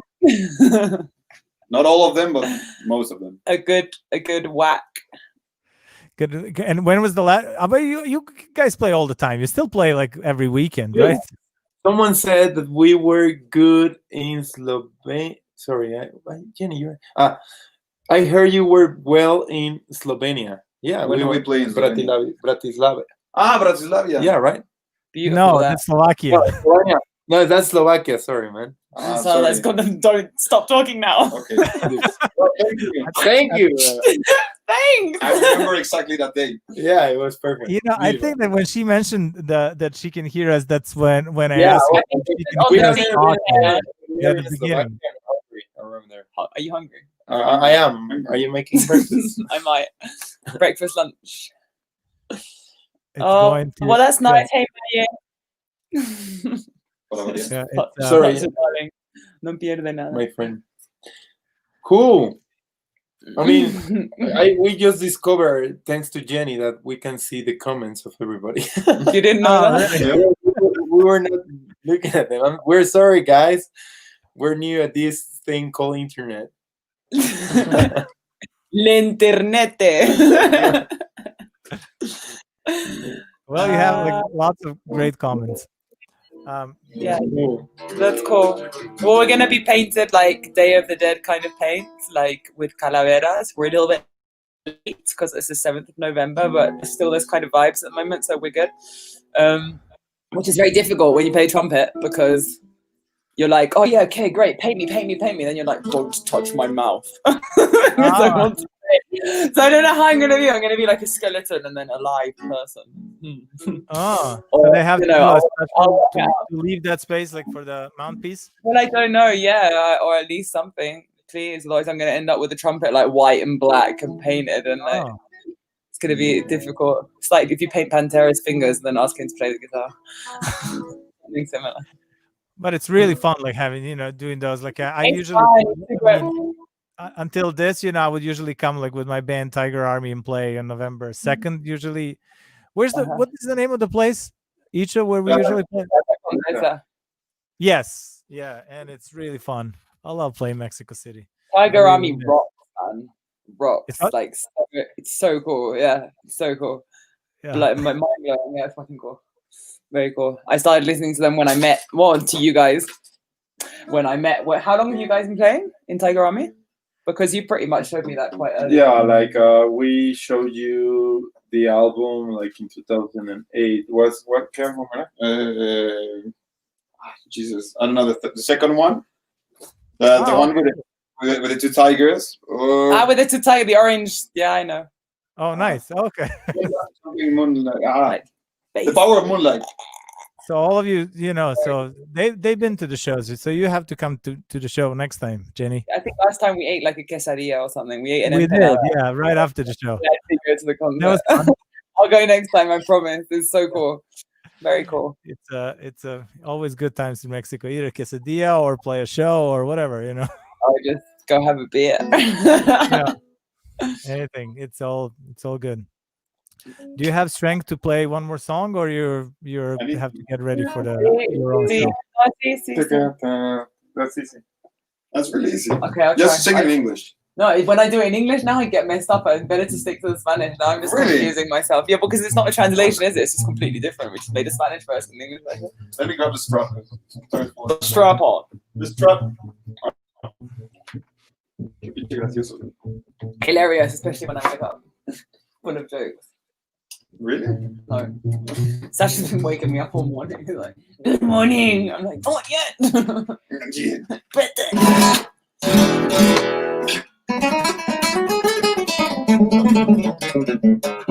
Qué pinche frío.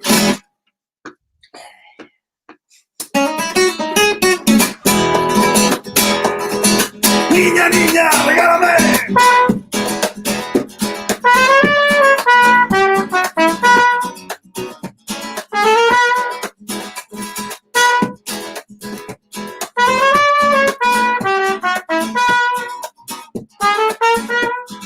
Por la tarde en la ciudad, los niños caminando de la mano van un tren lleno de luces al cristal. Y los sonidos del carnaval, volando vienen, volando se van. Difícil olvidar. Y sabes, las cosas pasan. Te quedarán, te quedarán. Sabes, solo hay que caminar.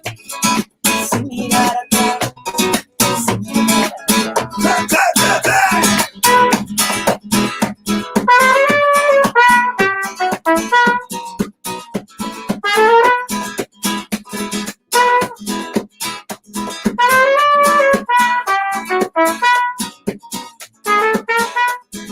Ya pudiera disfrutar las cosas de la vida que la vida da. Este tren pasó y nunca volverá.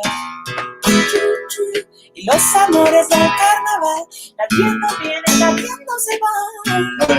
Difícil olvidar. Y sabes, las cosas pasan. Te quedarás, tú te quedarás. Y sabes, solo hay que caminar. Sin mirar atrás, sin mirar atrás.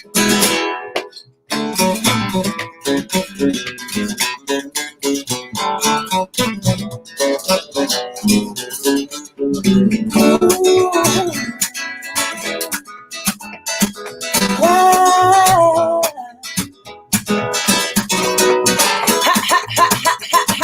How do you sleep at night? How do you sleep at night? Come on now. Ya sabes, las cosas pasarán. Ya sabes, las cosas pasarán. Ya sabes, las cosas pasarán. Ya sabes, las cosas pasarán.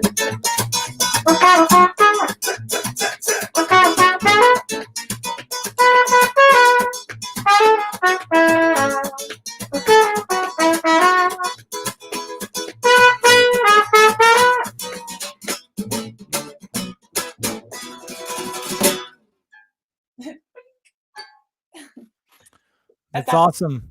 That's great. And that song is from which album? Primer The first disco. one. First album. First album. That's the album that you had as a demo, and then you sold a bunch of copies, and then you decided to. Well, no, the demo was called Pachucos y la Princesa, Yeah, which was the old name of Oh, we the already- singer. You saw that story, no? Yeah. But that was the one that had like all the downloads and like pirate, like 30,000 or something in Madrid. That's the of our demos, and then we recorded some of those songs in the first album, and some no. And Some of those songs might appear in another moment at some point. but some are on the second album, no? I mean, Some are on the second album. yeah, And the third album also. Oh, la So- vaca. Okay. She has a Well, song. Sasha and Esteban have a song, yeah. It says Sasha. But date la vuelta, no sé. No. She just wants to hold you to hold her hand all the time and she's happy. Yeah. And it's Pata. Sasha. Pata. Pata? Esa. Muy bien. What is the name of the dog? Sasha. Okay, Sasha. Sasha Sasha. Baba. Yeah. That's a lovely name. Sasha. Yes. And these are the cats. Yeah. Yeah. Or Pachucos. And we're talking to the tiger. Rawr. And actually, Sasha, we call her La Vaca, the cow. So we're all just animals, really. Different animals. Really. Icho, Lea is asking you where is the Black Sailor Jerry base? oh, that's back to Sailor Jerry. They just Okay. that's Miguel. They just lent it to me for like 2 months, but it's no, like I keep it like for a whole year, but the pickup was horrible, so I sent it back because the sound. I mean, it looks really good, but then it sounds horrible. Maybe he I didn't mean remember that. horrible. I remember Maybe that bass. You No, talked about no, that bass. no, because he I didn't. don't want to use another Sailor Jerry bass. No. Never in It my was life. shut up, guys. He asked me. No, she asked me.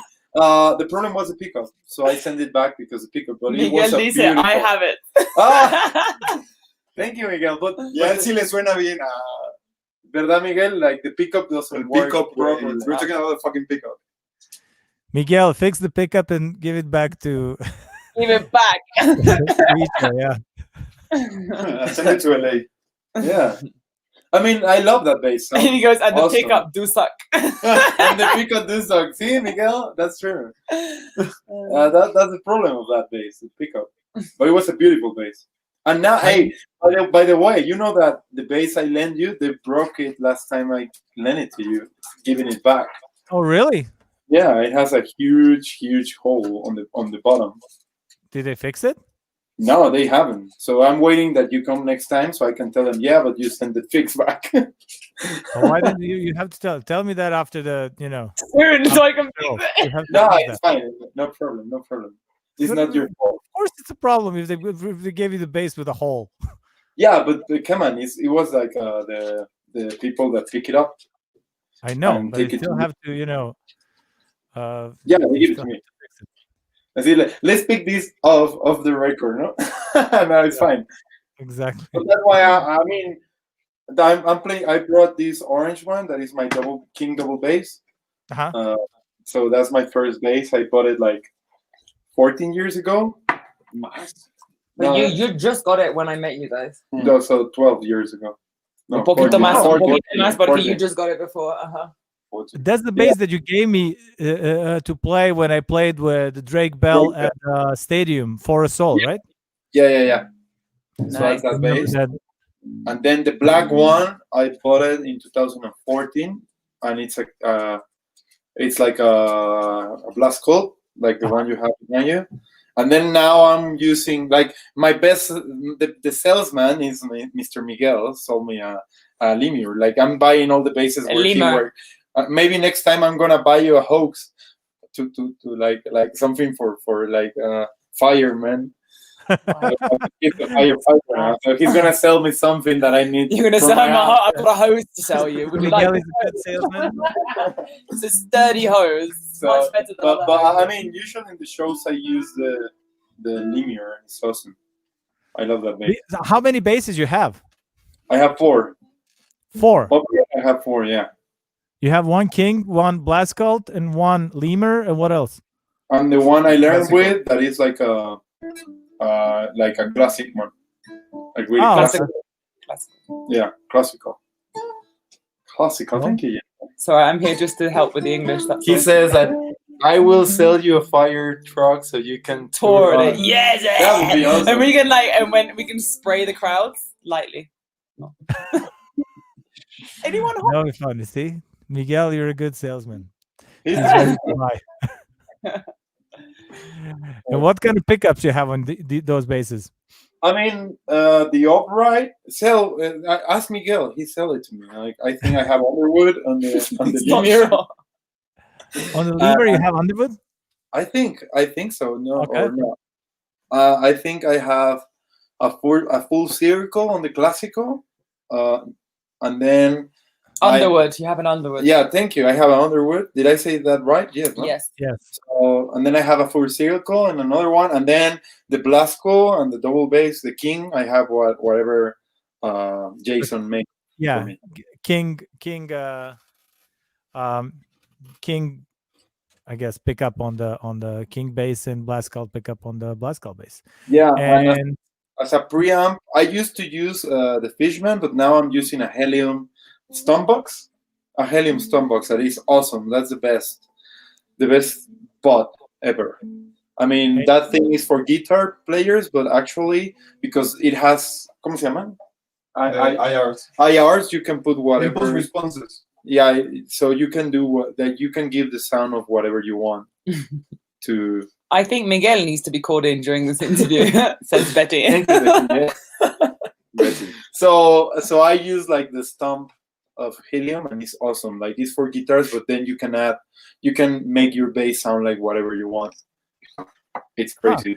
How is it called? It's the Helix one. It's from Line 6. Oh, okay. Works with impulse responses, so it emulates the sound of like flamenco guitar. So if you put it on a flamenco guitar, actually make it sound way much better. Sound like a mic flamenco guitar. So if you put an IR of an upright bass and play it in actually upright bass, not in a bass, it sounds really, really freaking good.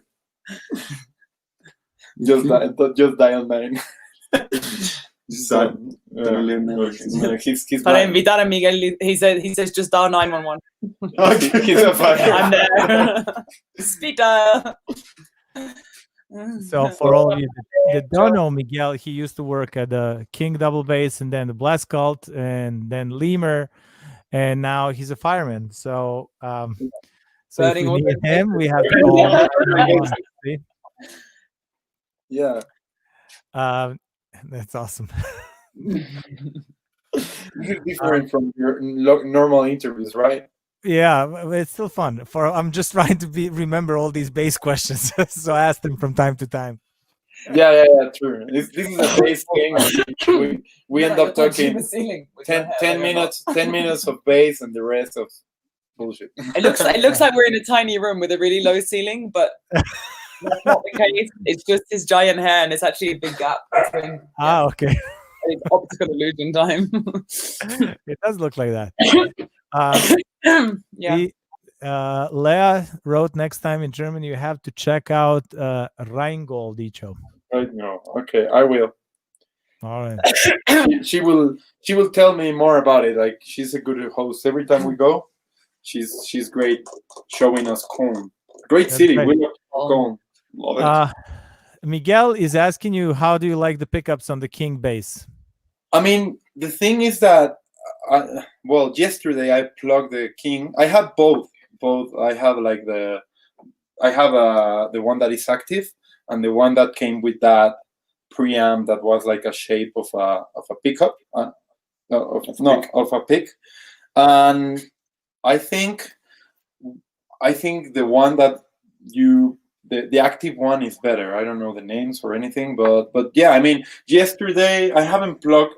Yesterday I had to change the battery, and it says it expired in 2014, the one it had before.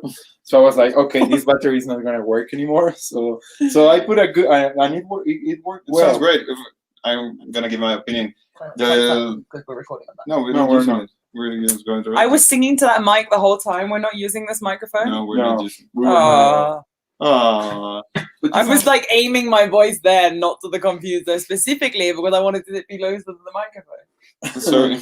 It's just there to look pretty, or what? It's not even. No, I mean, yeah, that's true. So, well, the thing of you asked for the pickup. Sorry, what I was thinking about is low frequencies. They're really low, and high frequencies are really high. My opinion. Yeah, but I think because these are EMG, I think. What's the name of these pickups? I don't remember. They are, yes, EMG. EMG. So I think, I don't know why the low frequencies are really low. Maybe it's because maybe they need adjustment or something. I haven't played with them in years, but they are cool. I mean, I like them a lot. But I guess if you don't play with, I mean, you play the 4 strings that you play are metallic? Yeah, I always play steel strings, yeah. So people that don't play metallic, they cannot use those pickups, right? They cannot use just the mags. Yeah, it doesn't work that well. So you need to have steel strings for the mags. But I remember that bass sounded great when I used it at a Forest Soul Stadium with Drake Bell. Yeah, I don't know why yesterday it sounded so low. It sound really low. Like the low frequencies were really low, and the high, like E and A were really low, and G and D were like really high. So it was tricky to play. Maybe can you not set the niveles? No, I tried to set the levels, and it didn't work out. So I guess they need adjustment. But I like them. I love them before. So then I try the ones with the other ones, those ones. I mean, the ones are where I think are those behind here, and I don't know. I prefer these ones. These are really cool. So, but I mean, honestly, once you figure out about the helium thing, helix, the stomp, it's awesome. That preamp makes a difference. It can make any sound any bass sound well. That's interesting. I have to, I don't think I ever tried it. You know, I probably should. You should. Dude, next time you come, you can try mine, and you All will right. love it. I mean, It's next like- time I come, I'll play your bass anyway. So Yeah, but the thing is that because we tour so often, first the problem I had with because that one that I lent you, they broke it on an airplane, and Tristan fixed it for me, but it was completely broken. Like the neck was like completely destroyed, and he fixed it. And then the problem I had is like this because we travel we air travel all the time. So the Lemmy, the one you cut, the cutaway, or Cutaway? yeah, the flyaway. It's called flyaway of Lemmy. Solved that problem, but then the problem with that bass is because it's a classical bass. Is really, I mean, I had a lot of feedback problems, but then with the helix stomp thing, it's perfect. I don't have. It sounds the same in all stages, everywhere I go. It doesn't. I never have problems anymore of sound or anything. No, Ibiaja travels really well because it's in the box. Yeah, that's awesome. I mean, so good. When I went to Lemmy with my bass back, the guy that does the box were like, "Oh, this is awesome! I can see how my box works after 200 because that probably I have grabbed more than 500 airplanes through the years or maybe more with that bass." And he was like, "Dude, like this, I want to see how this work out." And it was well done, the box, but the problem is that because it's plastic, the heat reduces the size, so he has to measure, he has to fix it. Se va cambiando. Yeah, I changed the size of it, so that was the only problem. But everything else, that Lemmy Flyaway solved my life, pretty much. See, Mayela misses your bass. I'm not sure which bass, but I think The orange one, I guess. It's beautiful. A story about this orange bass. It has a bass case. What's the inside? It's like a tiger on the inside. Yeah, it has it's a double. And bass. so when we started playing, we would always be typically doing things really early and really late. And I'm still doing the same thing as I did then. I would arrive like really tired, and I would just like get in the bass case because I would fit just from my toes to the top of my head in this bass case of the King bass. They'd take the bass out, and I would literally use it as a sleeping bag and go in and get some kip. Nice. I used to do that back in the day when we were touring. Yeah. But then what did you do with your bass if you were sleeping in the case? You just put it next to it? Exactly. I mean, you know, the tech guys would take it, you know, on the stage, and you just do the zip up, adios.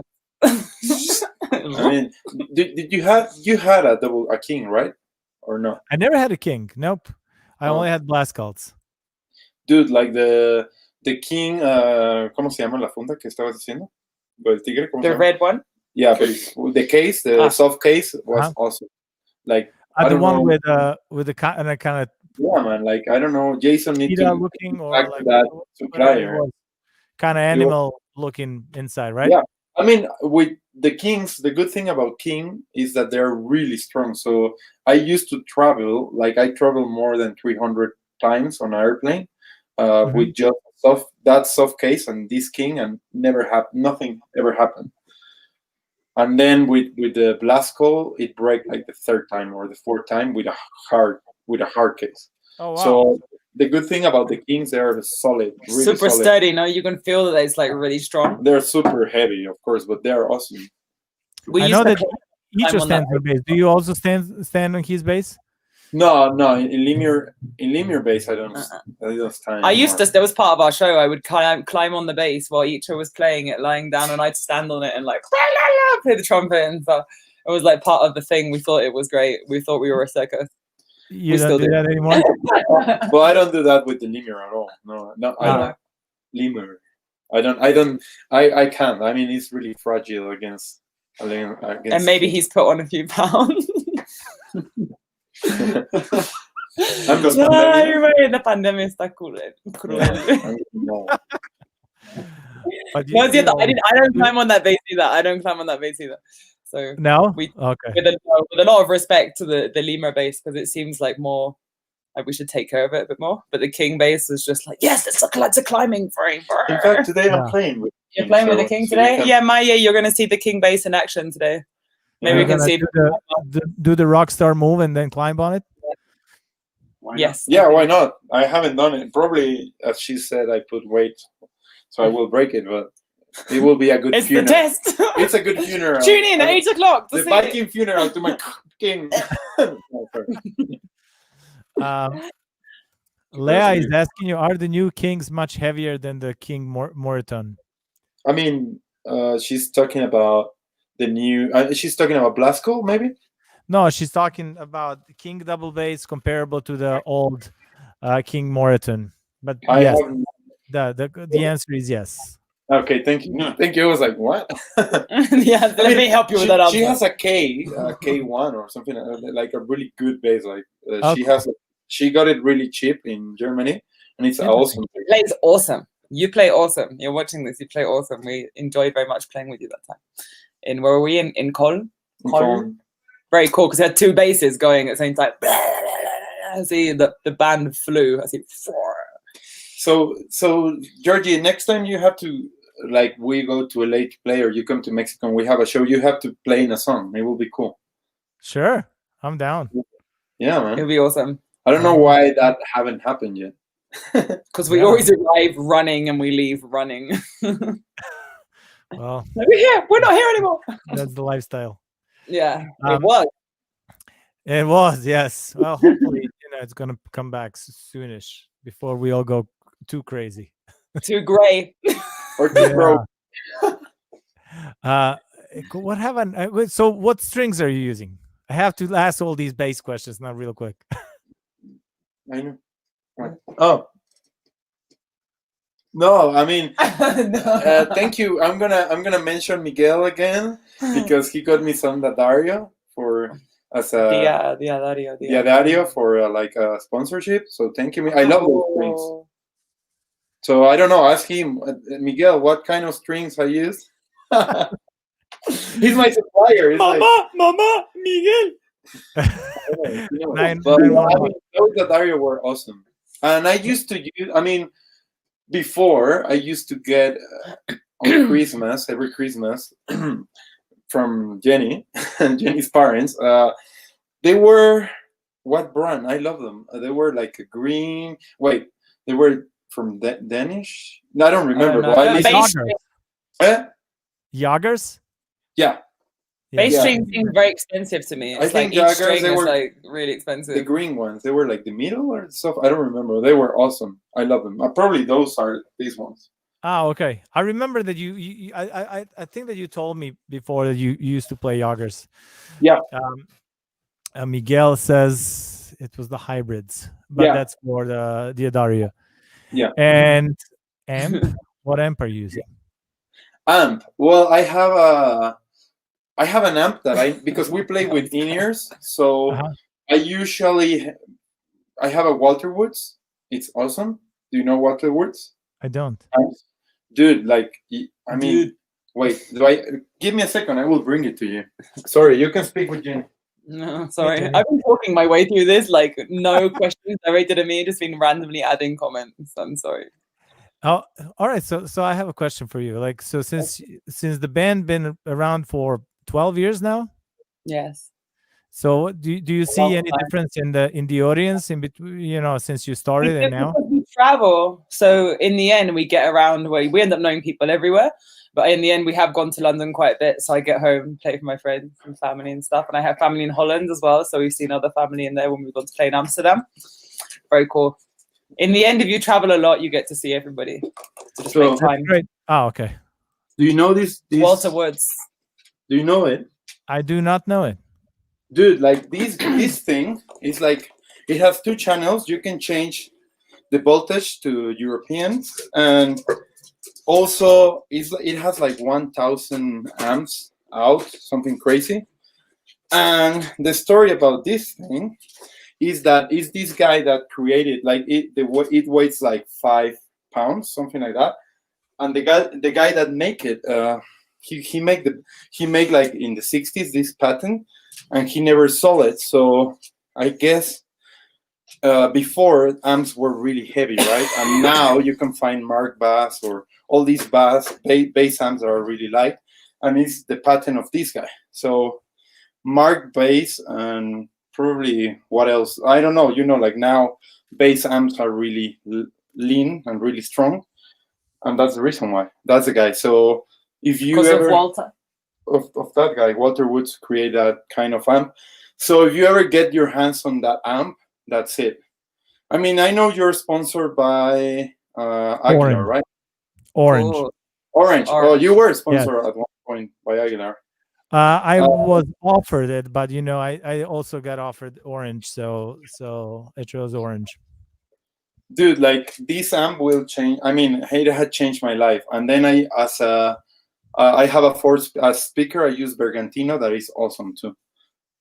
But I mean, I never take it out of my house because it's precious. I mean, I was on eBay for like maybe a year, like once a week, looking for that preamp, and I bought it from a guy in Hawaii after like 8 months of trying in eBay, and I pay whatever the guy want. I didn't even make comment. I didn't even like. I was like, what? There was like a bet, and I didn't even bet. I just pay whatever the price was. And the Bergantino speaker I bought in New York, and it was a problem bringing it to Mexico, but I think they don't make them anymore. So that combo is like awesome. It will make anything sound good. And in a studio, like, are you using the same setup, or you have like some special? Usually in the studio, because to the studio we go, they have an awesome like preamps, so I just show up with my bass, pretty much. Like we record in a studio here in Mexico City that is like has like the best preamp, so it sounds awesome. And actually, this time the song that we played before, the Fiesta Ancestral one, they use the Helix thing. They use the stomp because it sounded so great with the upright bass, so they just left the sound. Yeah, like usually they put me a mic or go to the preamp, and then they mix it. They mix both. Nice. Are you guys like working on a new album now? Like when you can't really tour that much?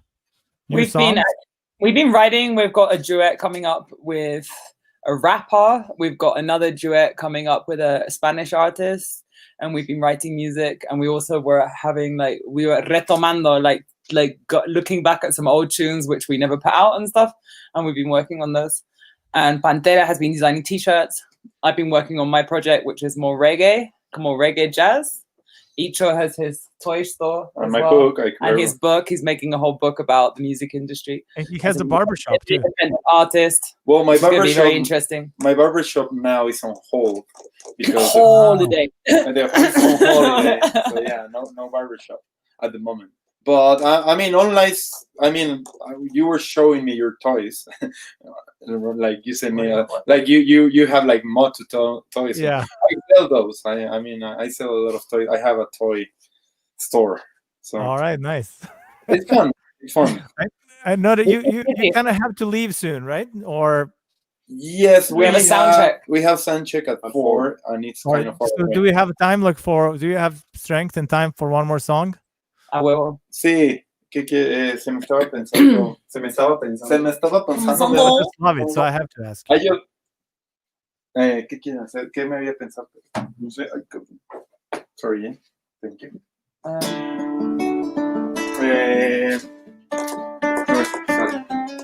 Espera. ¿Cuál pensé? So not singing to the microphone. Yeah, not singing to the microphone. Nuevo viejo. Nuevo, ¿qué?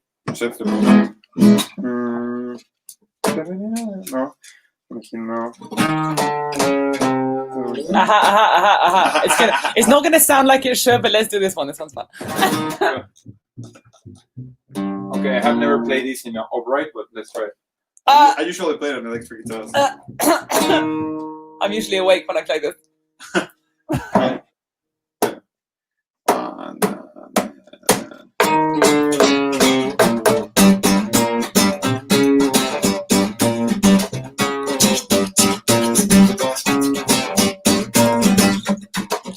swung along to this wholesome beat. There ain't nothing in the southern that is not for me.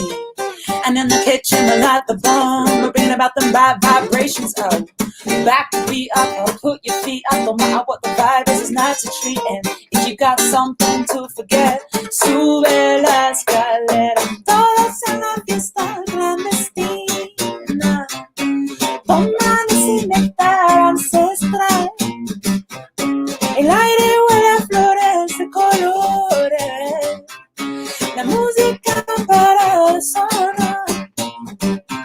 Me siento bien y tú también.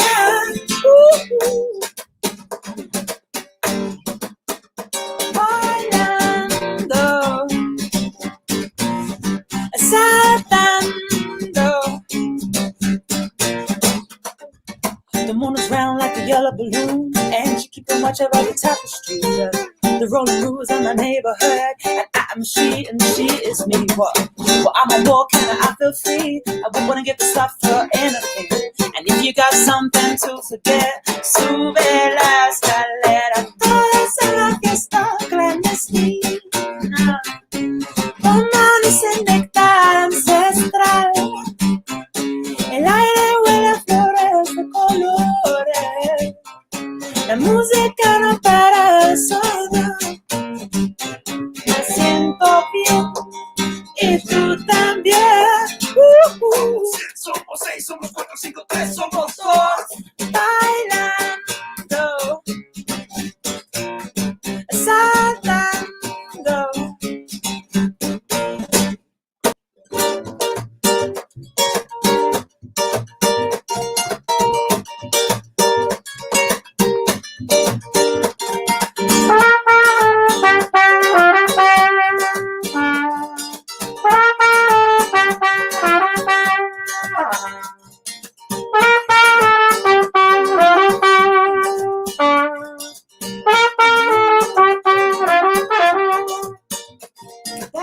Cats coming here. Smile, smile, smile from ear to ear. Having a knees up, blow the place up. A holiday old crew, a party till the sun comes up. Till the sun comes up. Having a knees up, blow the place up. A holiday old crew, a party till the sun comes up. Till the sun comes up. Me siento bien y tú también.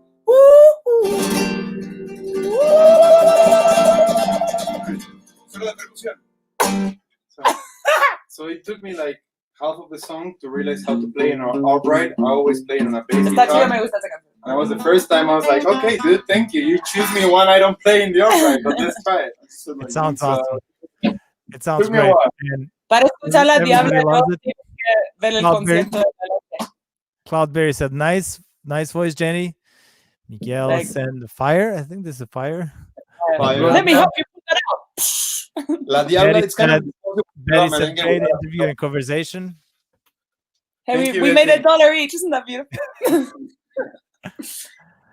Awesome. You guys, all right. So I have one more question. So before you leave, I guess you, and it's for all of you. What inspired you to still do what you do, even after, even after this, pandemic, and when, all these normal people prove their point that, musicians are not necessary thing, and then we're still around. Oh, Still come do on. whatever. Everybody, no, maybe not everybody, but I think a lot of people have been tuning into the people that they follow for just pure entertainment. I just had something You to can say. say we're not essential people, but all the people that provide entertainment online for other people are keeping people entertained during the We're not quarantine. essential. I wish you just passed the whole pandemic without Netflix, without music, without. I couldn't live without music. No, I'm I not being funny, freaking but need this music shit. is like super necessary. It's like a vitamin M. I mean, this is like for instance, the pandemic shows like people didn't realize what was life to be free, doing everything you want, and the pandemic makes us think, okay, when we don't have our freedom, we miss it. So I guess with music, it will happen the same thing. Like people don't realize what they have until you take it away from them. Yeah. So I guess music has saved a lot of lives. Mostly, a lot of people use music for good things. So I guess good luck. You need us. You need us, right? We need us. We need Music think is life. I think we're the most essential, as far as I'm concerned. The music It's like, and culture. yeah, right. Miguel, firemen, very important, but musicians. Yeah. Si se te quema la casa, no hay pedo. Si no hay música aquí. So yeah, I mean, like for instance, like Oscar is saying that life without concerts sucks. Like as much as we try to make streamings, and it's not the same. I mean, and you lose like the feeling of being there. It's like I love cinema, but I rather watch it. Like yeah, I love to watch Netflix or whatever, but I'd rather watch it on On a big on screen, a theater. with the big sound, And everything. that's something like will never change. And in live concerts, there's really something, or in like even in theater and everything, that really transmits from the people that are performing in the audience, and it creates a big tension of energy, but usually very beautiful, like energy. And I think that's a really nice experience for us and for the audience as well. So we do miss it. But I think I've been following a lot of musicians during quarantine. I've been learning a lot. All these musicians that are normally busy on tour doing concerts and stuff like that have been able to give us a little bit of their private space and time. Like not everyone has done it, but a lot of musicians have shared a bit. Like I saw an amazing, like Esperanza Spalding, because this he killer, the best bass player ever, no? And she did this amazing live session the other day, like a couple of weeks back, and she was just playing everything and singing, and she's just a monster, like in a good way, like she's amazing. And those kind of things, I don't think you would have seen them if it wasn't for quarantine. So it's made people be creative, which is cool. And with Jenny and the MEXICATS, we've been lucky because we've got we organized our acoustic show, then we're doing this concert with the Mexican government are putting it on, so we're doing that. So it's nice. I think it's been good to see a little bit of support as well from the government in that sense, because I wasn't expecting that. No, me neither. Which is cool. That's I agree. I couldn't agree more. And I wish you luck Oh yeah. on. Yeah, just leave the Twitter. No, I'm just kidding. I wish you luck in the live stream, and I really wish to get a chance to see you play live again, and hopefully here or Mexico or wherever. And then I'm sure our paths gonna cross again soon. We're gonna eat that quesadilla again. Yeah. Yeah, you say it well. My dad says quesadilla. Quesadilla. Tequila. Where I live in Los Angeles, so Yeah, you're closer. Yeah. Man, surely you're around more Mexicans than us. Yeah, and me definitely. You definitely, yeah, because you're in Spain. Lemmy. I love it. Thanks so much for everything. You see, Miguel says, Djordje, your channel is essential. There you go. Yeah, definitely. You just need one person to remind you, and that's it. Yeah, it's good to know that. Yeah. All right. Thank you a lot. Thanks for everything. And can't wait to see you live. I'm sorry to make your channel different. We are not what you're making the channel awesome. That's what Slap lovers are looking for. Awesome. All right. Good luck today, and can't wait to see you again. Okay. Bye. Okay. Gracias. Adios, Bye. people. Thank you for watching. Adios, Mucho Miguel. amor a todos. All right. Thanks to Jenny and the MEXICATS. Thanks to all of you for watching and tuning in. Thanks to Betty for a super chat, for supporting the channel. So if you haven't subscribed, make sure to subscribe. Hit that subscribe button and like the video and all of that. Turn on all the notifications. For some reason, that means a lot in the YouTube world, and I'm getting into it. I got into it recently. And thanks for all these comments. And whoever feels like supporting the channel, please check out the links below. There's a PayPal and Venmo, and there's a Patreon. So please check out Patreon. If you want me to keep going with this show, the Slapstream with Djordje, live from Slapsville, please do that. And if you have suggestions who I should invite next time, please write down in the comments below the video. I check out those often. And don't forget, never fret, slide it in smooth, and keep it in the groove. This is Djordje, and I will see you next Saturday.